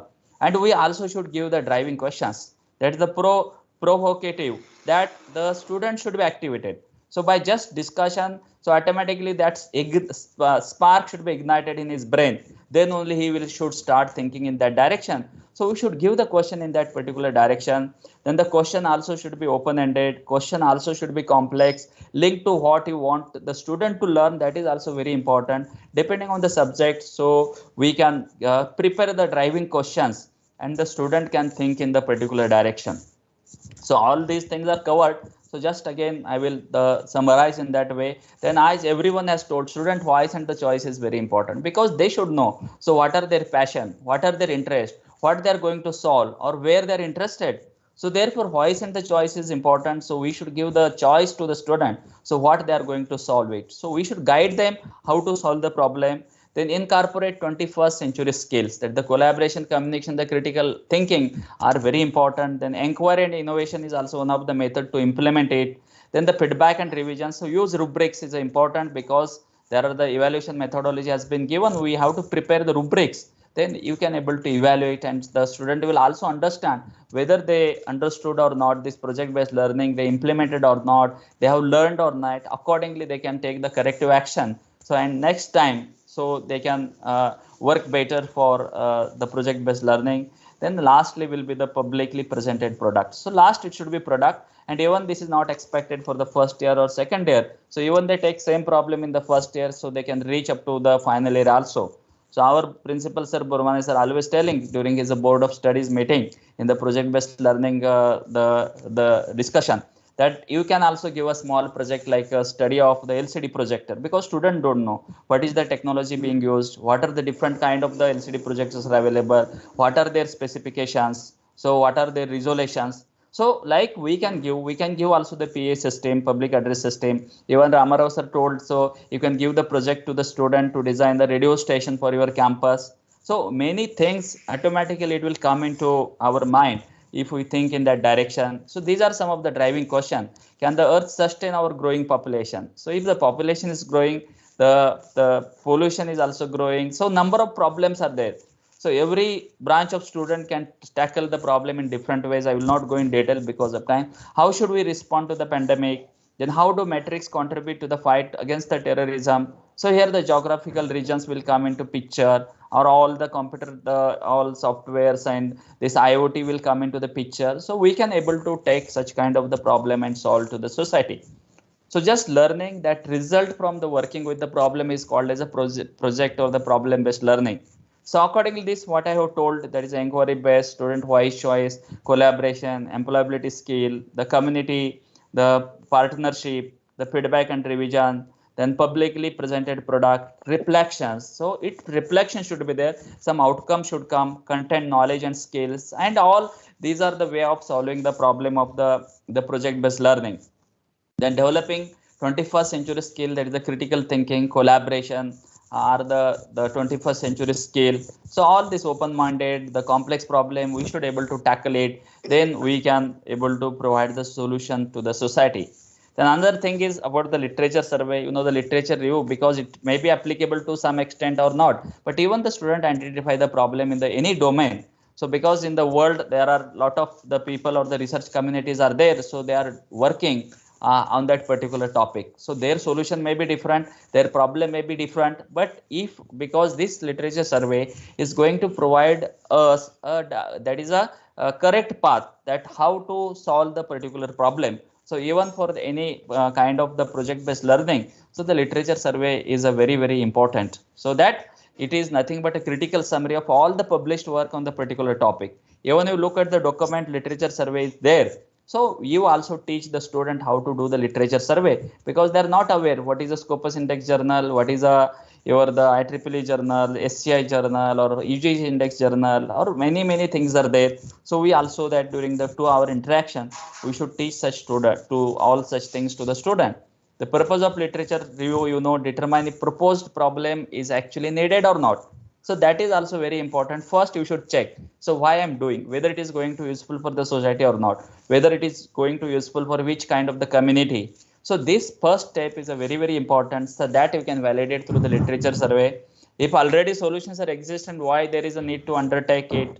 So narrow down the problem, generate hypothesis, background knowledge. So all these are the purpose of the literature review, and how to make them think critically, that by asking number of questions or by generating the self questions, why, how does, what's time made of, what's that for, what does that mean, what X says, Y says, what is his opinion, how do you know, so what. So such number of techniques are there, you can go in detail and you can understand. And the key players are very important, because already people have done. So you should refer it, and how you are going to do it differently is a very important in your, that is a solving the particular problem. So literature review, that number of techniques are there, that Google is very useful source, but it is also sometimes giving irrelevant the sources. So therefore it is again, we may go in. Yes. Sir, Borbade sir already joined. Yes, within 5 minutes I will finish. Thank you. Yeah, this is say the file type PDF, so you can search the PDF files. So the student don't know. So if you want to find out the PPT, so you have to type the file type PPT, name of the PPT will be there. Then documents if you want. So like which year you can refer it. Again, the Google Scholar is different from the Google. So here the scientific literature can be, that is reviewed from the Google Scholar. So you can get the specific technical papers. Again, in the Google Scholar, there is advanced scholar search is there. So you can take in that particular direction. So here you can put lot of parameter, and whatever paper you want, you can get from it. So this is also Web of Science is there. So student also don't know how to refer Web of Science. Then SCI Hub is also very important source. Here all the high technical the paper can be referred through the SCI Hub. Okay, this is, so you can refer. Library Genesis is also the very important source for doing the literature survey. I'm showing, so all teachers know all these things. So you can teach to the student. Important Facebook group is there where they can get the solution. So just within 2 minutes I will summarize. So if you, again I appeal everyone, so please refer the curriculum. So very clearly all instruction and guidelines are given. I would like to thank the chairman BOS so for taking initiative to providing the clear-cut guideline. So there will not be any ambiguity. So project-based learning requires a continuous monitoring by the faculty throughout the semester for successful completion of the task selected by the student. Then it could be assignment, it could be activities, it could be model based, it could be the project based. And another thing, you focus on the outcome, course outcome of the PBL. You say identify the real world problem, then the contribute to the society. That is a propose a suitable solution. Then analyze the result, use of technology, the individual and the teamwork. So all POs are addressed to all these COs. So you focus on this and accordingly you can solve. And the type of problem could be theoretical, social, technical, or the cultural. And these guidelines are also given, that how to evaluate that idea inception, you can give 10%, outcome 50%. It could be in terms of the publication, copyright, patent, documentation 15%, the attendant reviews 10%, demonstration, the awareness. So these they have given the percentage. You can prepare the rubrics and you can evaluate the student. In conclusion of this project-based learning is that prepare the global engineers who will have to solve the problem and shoulder challenges which are not even known today. So that is a very important. So unsolved problem should be undertaken, we can solve. And our focus will be on understanding fundamentals very well. learning new skills, then competency that enable individual to cope up with the demand of the rapidly changing workplace. So the focus of all the speakers was on the same line. So I hope that so it will definitely helpful for everyone to implement the project-based learning, and we can able to create the students who can serve our society. Thank you very much. Thank you very much, sir, for your nice presentation and the detailed knowledge you have given to all participants. Now, may I request Navle madam to take over the valedictory ceremony? Navle Yes, madam? sir. Yes, sir. I'm there. Should we start? Yeah, Yes, madam. Yes. To improve the golden moment of opportunity and catch the good that is in our reach is the great art of life. Good morning to one and all. I, Mrs. Vaishnavi Navle, Assistant Professor in ENTC Department, AISSMS College of Engineering, welcome Dr. D.S. Purmane sir, Principal, AISSMS College of Engineering, Dr. Dj Vulcan sir, HOD and Convener of Event, Mr. N.P. Maure sir, Coordinator of Event, and all dear participants for valedictory function on 1 week online IST self-finance short-term training program refresher program on Pbl. We are sure that all participants have received number of inputs on project-based learning. Now, I request participants to please share their valuable feedback on this 1 week STTP. Participants, if anyone who is interested, please unmute themselves and please share your valuable feedback. Good morning, ma'am. Good morning, sir. Purmane sir, Balke sir, Maureen sir. Sir, I'm Sushma Patil from AIT. Sir, am I Yes, audible? madam, please. Yeah, you are clearly audible. Yes. Yes. Sir, I would like to give my feedback.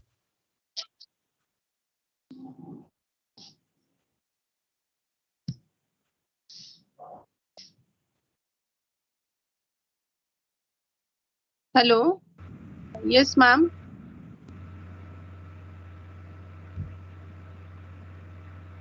Sushma madam, your voice is not coming.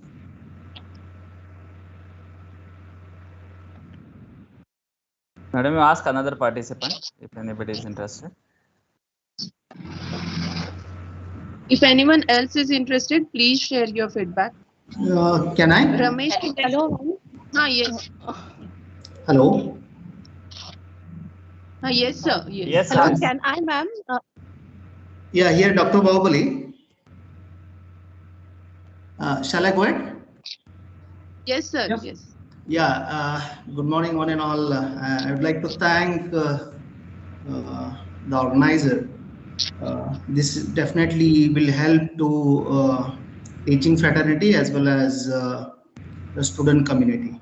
So I attended all the sessions, and all the speakers were very nicely elaborated about project-based learning. So actually, every faculty and every institute has to practice this so that the learning level will enhance. So to tell about this, I think already some of the things already I shared with Dr. Balke sir. We have, at our university, DY Patil International University. So we have 5 different schools, like School of Computer Science, School of Bioengineering, School of Management. So we have right at the first semester, day 1, we included our design thinking, design project 1, design project 2, entrepreneurship course, and we have an idea lab. So if any of the institutes want a helping hand, we are free to share the details of that, and you are also free to come and see the idea lab. We have a 3D printers, sublimations, and whereas even we have the concept like printers into the students' bag, lab in a bag concept. So you are welcome to see that. And really, these, whatever the objectives, whatever the talk, the eminent speakers they had given a talk. Really, the students can experience. I have personally experienced in my university. Students really do the wonders. So that the work, whatever the idea they have, so we have an internship as well as, so even that kind of thing where students have a summer break, wherein they can go to the rural area, they can go to the society, they can do the small project at the small scale industry and doing work at the industry and giving a solution to the society. I think really it will help. This project based learning, it really we can that will help to our teaching fraternity. I think whatever the things have been delivered by the speakers, if we could able to practice, so I think the purpose of the workshop will definitely help. So I thank Dr. Bormani sir and Dr. Vulcan sir for giving opportunity to attend this workshop. Thank you, one and all. Thank you. Over to you, madam. Thank you, sir. Thank you for your valuable feedback. Still, anyone else who is interested in sharing their feedback? Good morning, madam. Yes, Dr. Desai speaking. Yes, sir. Hello. Yes. Yes. Myself, Dr. You are Desai. audible, sir. Yeah. Myself, Dr. Desai from Vulcan College of Engineering, Sangli. This is a very effective workshop, I can say. And I will really just summarize about this workshop in shortest possible time. First of all, let me offer my great thanks to Dr. Bormane, who is always an inspiration. And I know him, I am his ex-colleague in RSCOE, and also Professor Bhalke. They always have taken great initiative. And this is a kind of initiative which was really essential and will really provide a guidance and direction for a better education system in Maharashtra, we can say. The opening thoughts were mind-blowing and were provocative by Sri Shinde sir, Honorary Secretary of AISSMS, and as well as the founder of Vishwiketan. Then Dr. Jalnekar has given the philosophy of this Pbl, which was really a fantastic philosophy he has put up, and which he has also connected with the Bhagavad Gita. Then Dr. Shilaskar madam, who actually provided information, quite rich information about how to involve students, how to increase involvement of students in the Pbl methodology. Then Dr. Vaikar made it totally interesting about this Pbl methodology, and we are really motivated by his talk. Then Dr. Vikas Shinde, being the very expert in this India, we can say, he has the first doctorate in Pbl.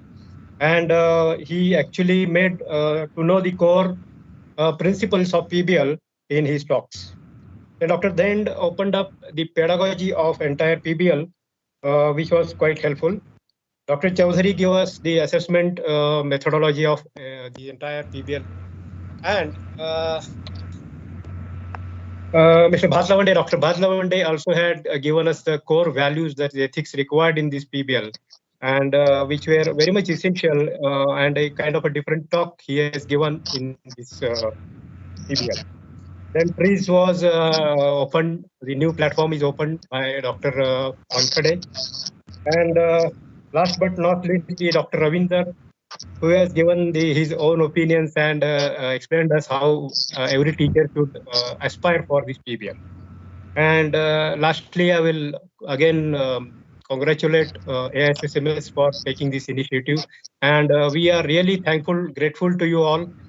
This was a very wonderful session by every speaker, and it was very rich in content. It has provoked us, and it has really made us move in the direction which is very much essential in Atmanirbhar India. Thanks from bottom of my heart. Thank you very much. Thank you, sir. Thank you so much for your valuable feedback. Now I request from Engineering College, Dahood, Gujarat. Okay. With this STTP, we can come across to the field of project learning, because project is an important part wherever the engineering graduate students will be in the final year.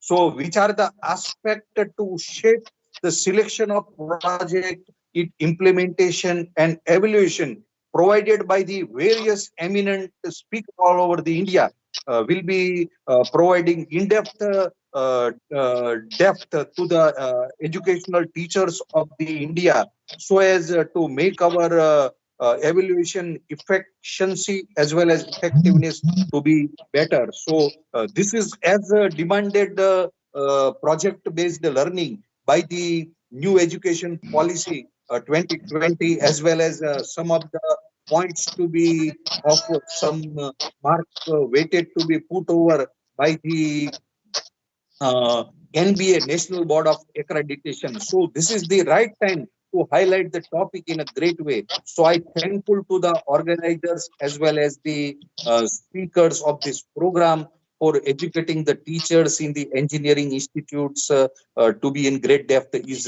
highly appreciable. Thank you, sir. Good morning, madam. May I give your feedback? Hello. Hello. Madam. Yeah. Good. Madam, please continue. Or we can call good morning, all. Hello. Hello. Yeah, madam. I would like to give feedback if you allow me to give feedback. Sir, very briefly Yes, you give feedback. Yeah. This will be last feedback. Again, we'll collect it, your feedback. Actually, I would like definitely. to say. First of all, I would like to thank all providing us opportunity to attend this feedback on a Pbl. We know that it is most possible just because of Dr. Bormane sir, Dr. Bhalke sir, and Nitin Mavre sir, as they always work hard to provide fruitful inputs to the faculty members.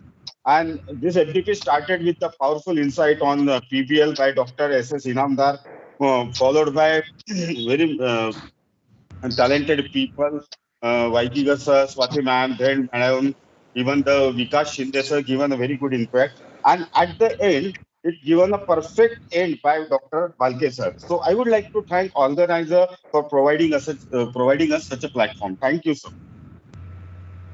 I'm very thankful to all the participants to share their valuable feedback, and this is really a motivation for all the organizing team.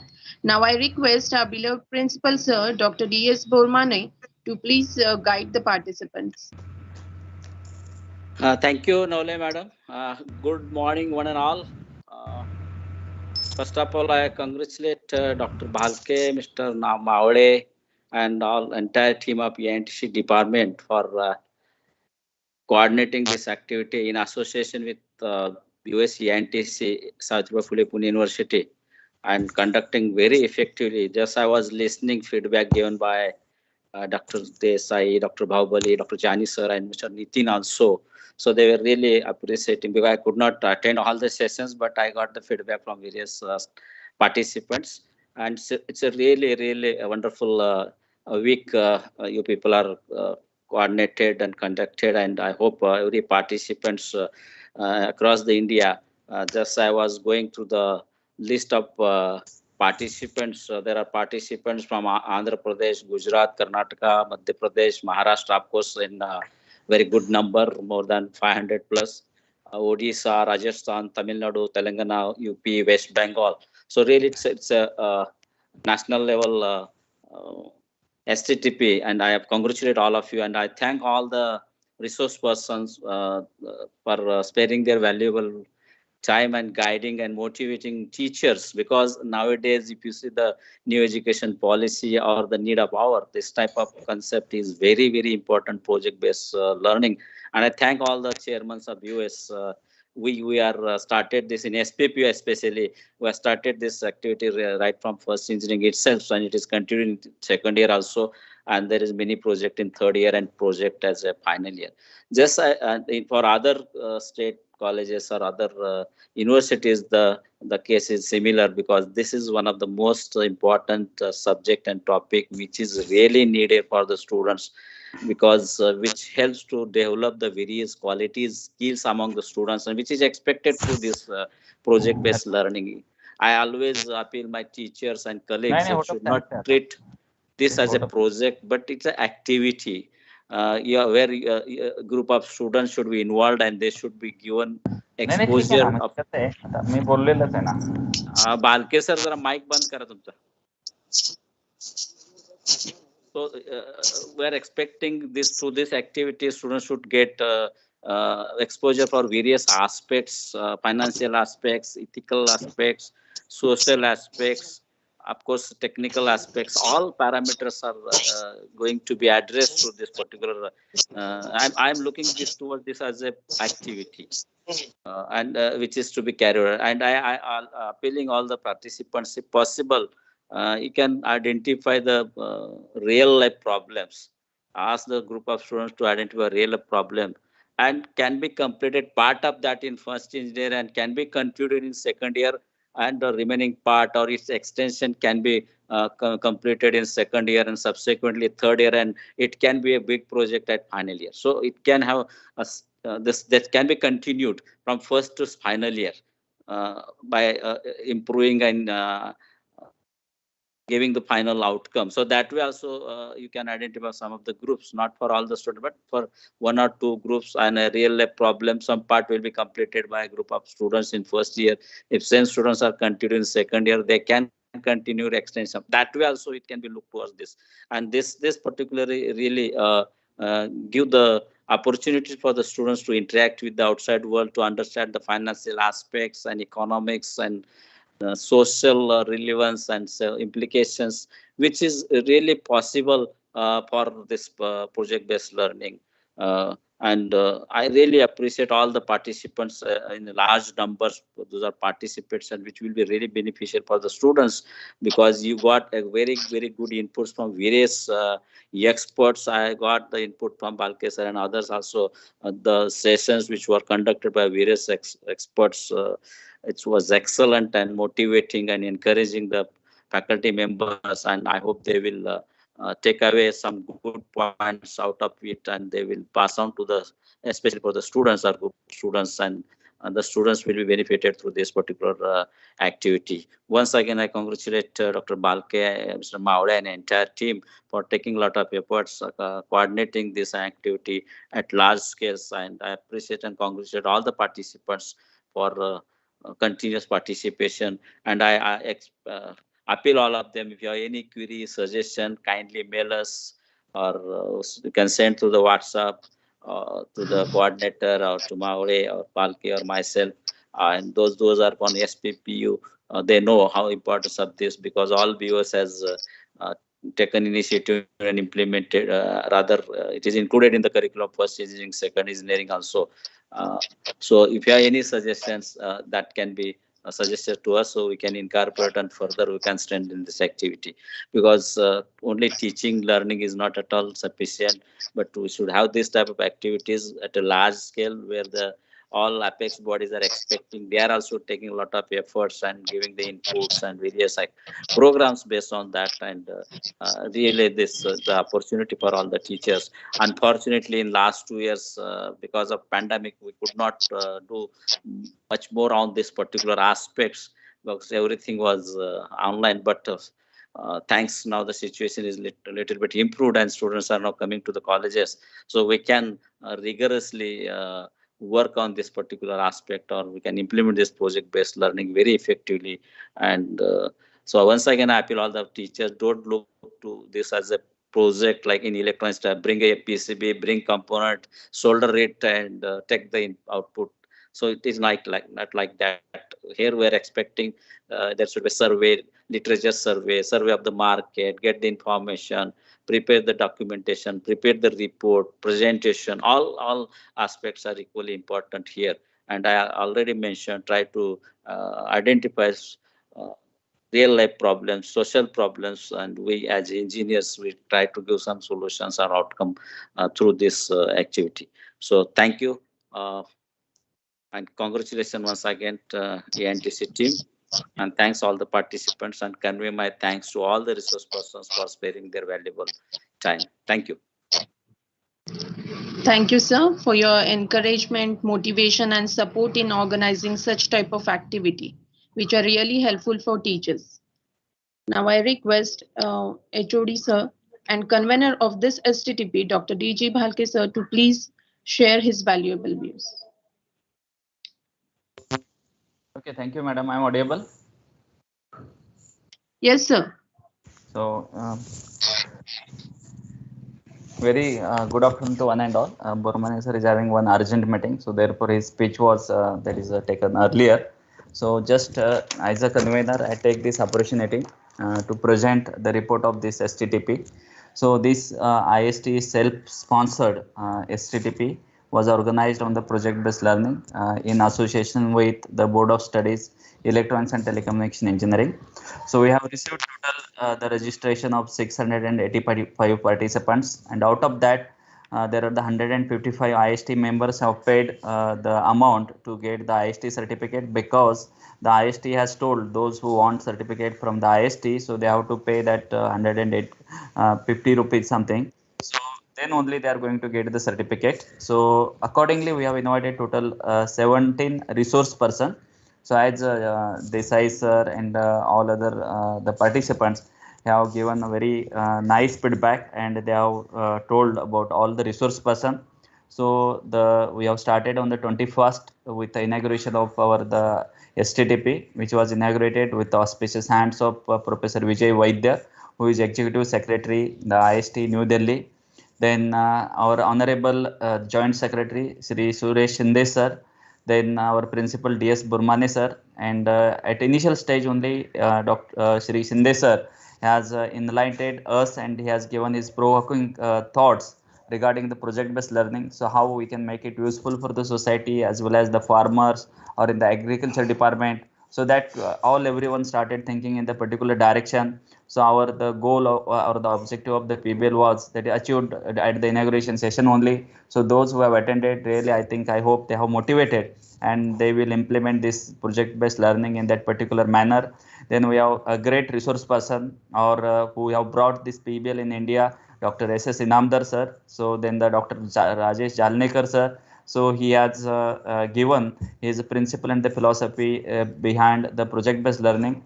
The Jalnekar sir highlighted that what could be the outcome of the project-based learning of their first year and the second year student, how many publications they have produced, how many patents they have published, so how many consultancy they have achieved. So this is possible through the project-based learning. Inamdar sir also highlighted that what is basically principle and philosophy behind the project-based learning, and he told how in the foreign education the project-based learning is used, and how we should able to change our the teaching learning process so that the better learning among the student will happen. Then Dr. Vikas Sinde, who has completed his PhD in the project-based learning, is the first PhD in the project-based learning in India, and he highlighted on the problems and the characteristics of the project-based learning. So definitely it was helpful for every participant to understand what should be the characteristic. Then one of the great person, Dr. Deepak Vaikar from the Singapore, and he is very closely associated with the Ayushi chapter, who are actively taking number of sessions and the deliberation on the project-based learning. And he has highlighted on the rules of the design thinking in the project-based learning. Then Swati Shilaskar madam from the VIT, she has focused on the Pbl models, design and the example and involvement of the student. Then Dr. Mrs. MS Dent, she is also very active and taking number of sessions on the project-based learning. She also highlighted on the technique for the effective implementation of the Pbl. I hope that lot of participants have the question how to implement, so it could be clear from that. Then Dr. Bhatlavande from the VIT, he also highlighted on the ethics and the moral values behind the project-based learning, and on what factor we should give the emphasis. Then Dr. Gayatri Fode madam from the Sandeep University, she has focused on the Pbl implementation and the strategies, and she has given the demonstration on vending machine, and she has shown that what could be the outcome. Then Dr. C.B. Ramarao, professor from the NIT Warangal, has presented number of case studies and how the small project can be given as a project-based learning, and he has shared his 4 decades of experience of the teaching learning process to all the participants. Hope they will be able to make use of his experience. Then Dr. S.H. Wankhede he has given the philosophy of solving the Pbl problem with the help of the trees, because that is also one of the biggest organization in the world, and what philosophy they are using. So that also we can make use of that. He has presented the philosophy very nicely. Then Dr. Y. Ravinder, one of the popular professor in the Pune University, so he has focused on the Pbl methodology and the evaluation very nicely, and he is also delivered number of sessions on the Pbl. I think the methodology and the evaluation has made clear in the Pbl. Then the Dr. Chaudhary madam has given her talk on the uh, recent tools in the Pbl and outcomes of the Pbl. Then myself also have delivered the tools on the literature survey on the project based learning. So basically the objective was to make aware all the faculty member about the methodology and the implementation of the Pbl, so that we are also implementing in the second year. We are facing lot of problem, so we thought why we can arrange so the STTP for all the faculty member under the Pune University. And as per suggestion given by our honorable principal sir, we have organized it for at the national level, and definitely we have got good response. So earlier also we have organized number of such kind of the STTPs or the faculty development program or the webinars where the society has benefited at the large extent, and our main focus is on the student learning. So we are organizing such kind of the program where the student learning will take place, and along with this STTP, our faculty and we are also learning so many things, and all together we are directly indirectly benefiting the society. So as appealed by our honorable principal Burmane sir, so just we should focus on the real life problem on in the project based learning, where it could be so small or it could be a large problem, so that the student will learn the how to solve such kind of the problems in the society.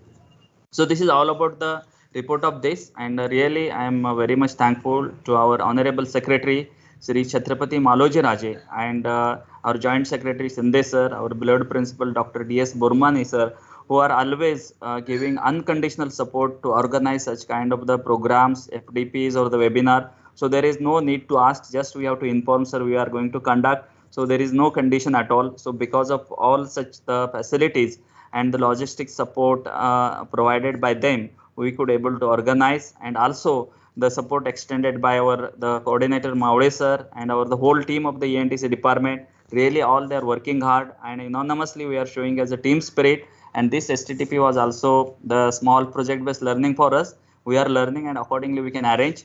If there are any suggestion of the any kind, so just I appeal all the participant to mail or to send the WhatsApp. So definitely in future also we will try to give the more services to everyone, and all we will learn better, and we will make the world the better. So which is our the vision of the society, that is service to society through the quality education we are trying to achieve. So within again 2 minutes I will take the opportunity just about my department. So we are running ENTC, graduate engineering in the ENTC, and which was established in 1992. We have completed 28 years of service to the society. Then we are running PG course in IoT and sensor. Till now we have produced 55 plus university rankers. Then we are having university sponsored lab, then the dedicated project lab, AIT sponsored Modrop laboratories. Then in the last year we have organized more than 500 activities, and because of all these activities consecutively last 7 years, the Institution of Engineers India student chapter won the best student chapter award at the national level. We're having various clubs in the chapter like the IEI, IST, IEEE, ISF, then drone club, robotics club, BFI club, then the coding club, where our focus is on the co-curricular and the extracurricular activities and on the learning of the student, and the placement of the student is also good. So with this, the report. So really again I express my sincere that is a gratitude to all the participants. Without your love and support we could not make this program successful. So thank you one and all. Thank you, sir, for your always encouragement in organization of event in benefit of students and faculty. Let's conclude a remarkable, memorable and knowledgeable valedictory session. For this, I request Ms. Vidya Deshmukh ma'am, Assistant Professor, ENTC Department, AISSMS College of Engineering, to present a vote of thanks for the event. Thank you, Vaishnavi ma'am. Good afternoon, one and all. I, Ms. Vidya Deshmukh, Assistant Professor in ENTC Engineering Department, AISSMS College of Engineering, Pune, on behalf of AISSMS COE, would like to thank our Honorary Secretary, Shri Maloji Raje Chhatrapati, Governing Council and Managing Committee members of AISSMS Society Pune for providing us the platform to conduct 1 week IST online self-financed program on project-based learning and motivating us. I should mention the deep meaning of appreciation to IST India and Board of Studies Electronics and Telecommunication, Savitribai Phule Pune University for making this event successful. We are grateful to all the speakers for giving excellent coverage to all the topics of project-based learning. We are all inspired by their gracious word. I would like to express our sincere thanks to Honorary Principal Dr. D.S. Bormane Sir, Chairman Board of Studies, ENTC, SPPU Pune, for his support to organize such event. Thanks to Mavle Sir, coordinator of this program, and IST members for their cordial cooperation. And I would like to acknowledge our gratitude to Dr. Dj Vulcan Sir, HOD ENTC Engineering Department and convener of the program for providing his valuable inputs and guidance. Also, teaching and non-teaching staff for their support to making this program successful. Last but not the least, I would like to thank all the live audience for being part of this event and making it more interactive. With permission of all the dignitaries, I declare that this event is over. Thank you. Sir, I would request all the participants to give their valuable feedback by clicking on the link provided in the chat box and also in the WhatsApp group. Thank you. Thank you once again. Vidya ma'am. Thank you, Vidya ma'am. I request all the participants to please turn on their device camera for virtual photo session.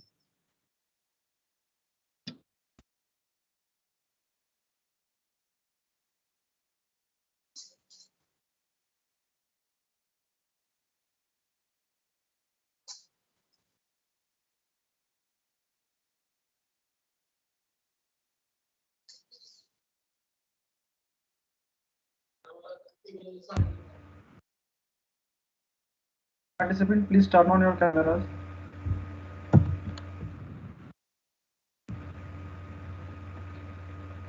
And at last, just for the information of all the participants, you will create your e-certificate after analyzing your attendance and everything.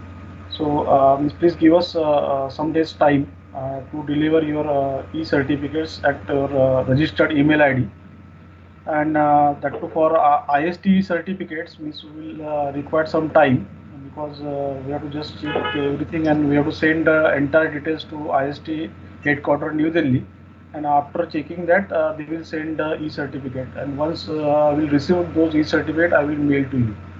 So that's why I'm just appealing all the participants, don't leave the group, and because we are organizing mini events, so this will not disturb you, but the information can be passed on this Pbl group, and for the remaining you can say sessions, so we can share our experiences of Pbl on this group.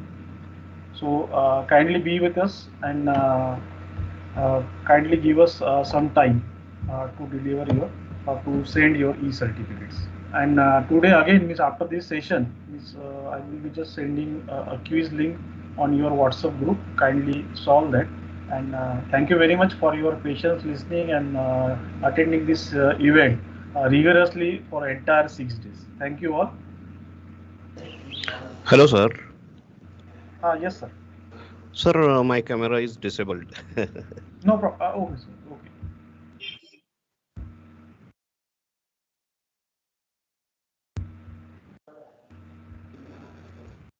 Thank you. Thank you all.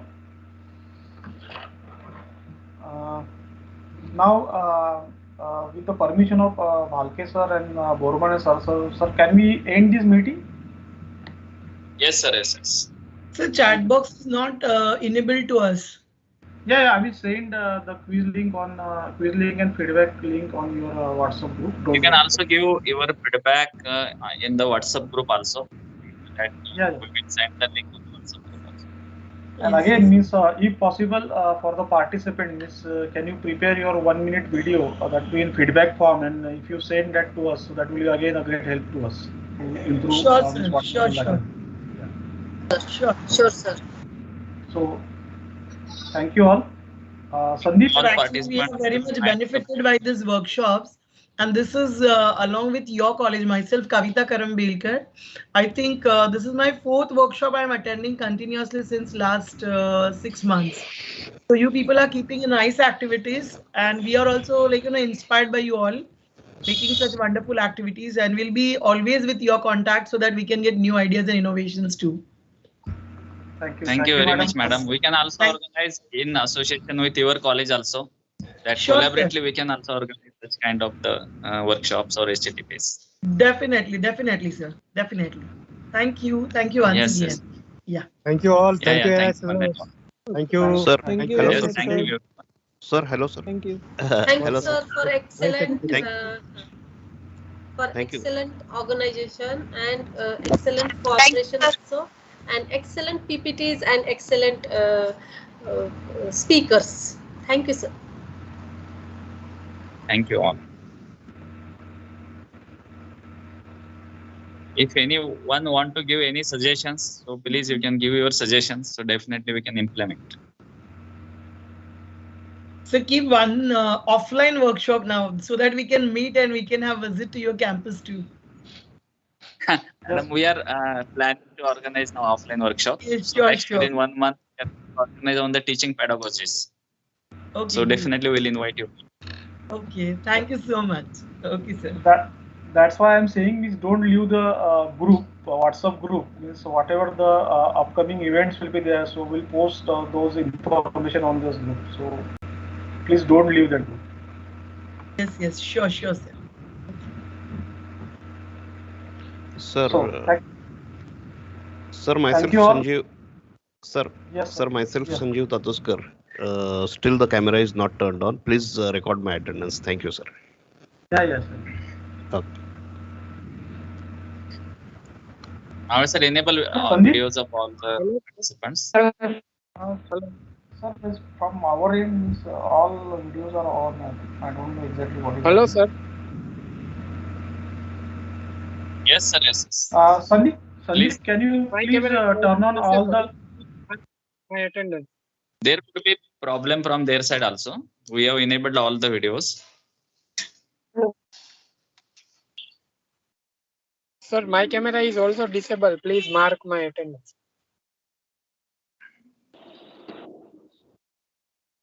So the quiz link is on the WhatsApp groups. Is the last quiz you can solve. And with your permission, Balke sir, should we end now? Yes, sir. Yes. Please. So congratulations to you and whole team ENTC for organizing excellent STTP. Yeah. Thank you all. Because of all the enthusiastic participants and the patient listings of all the participants. Again, I am thankful to all the participants. So Sandeep, please end the meeting. Thank you. Sandeep sir, please end the meeting.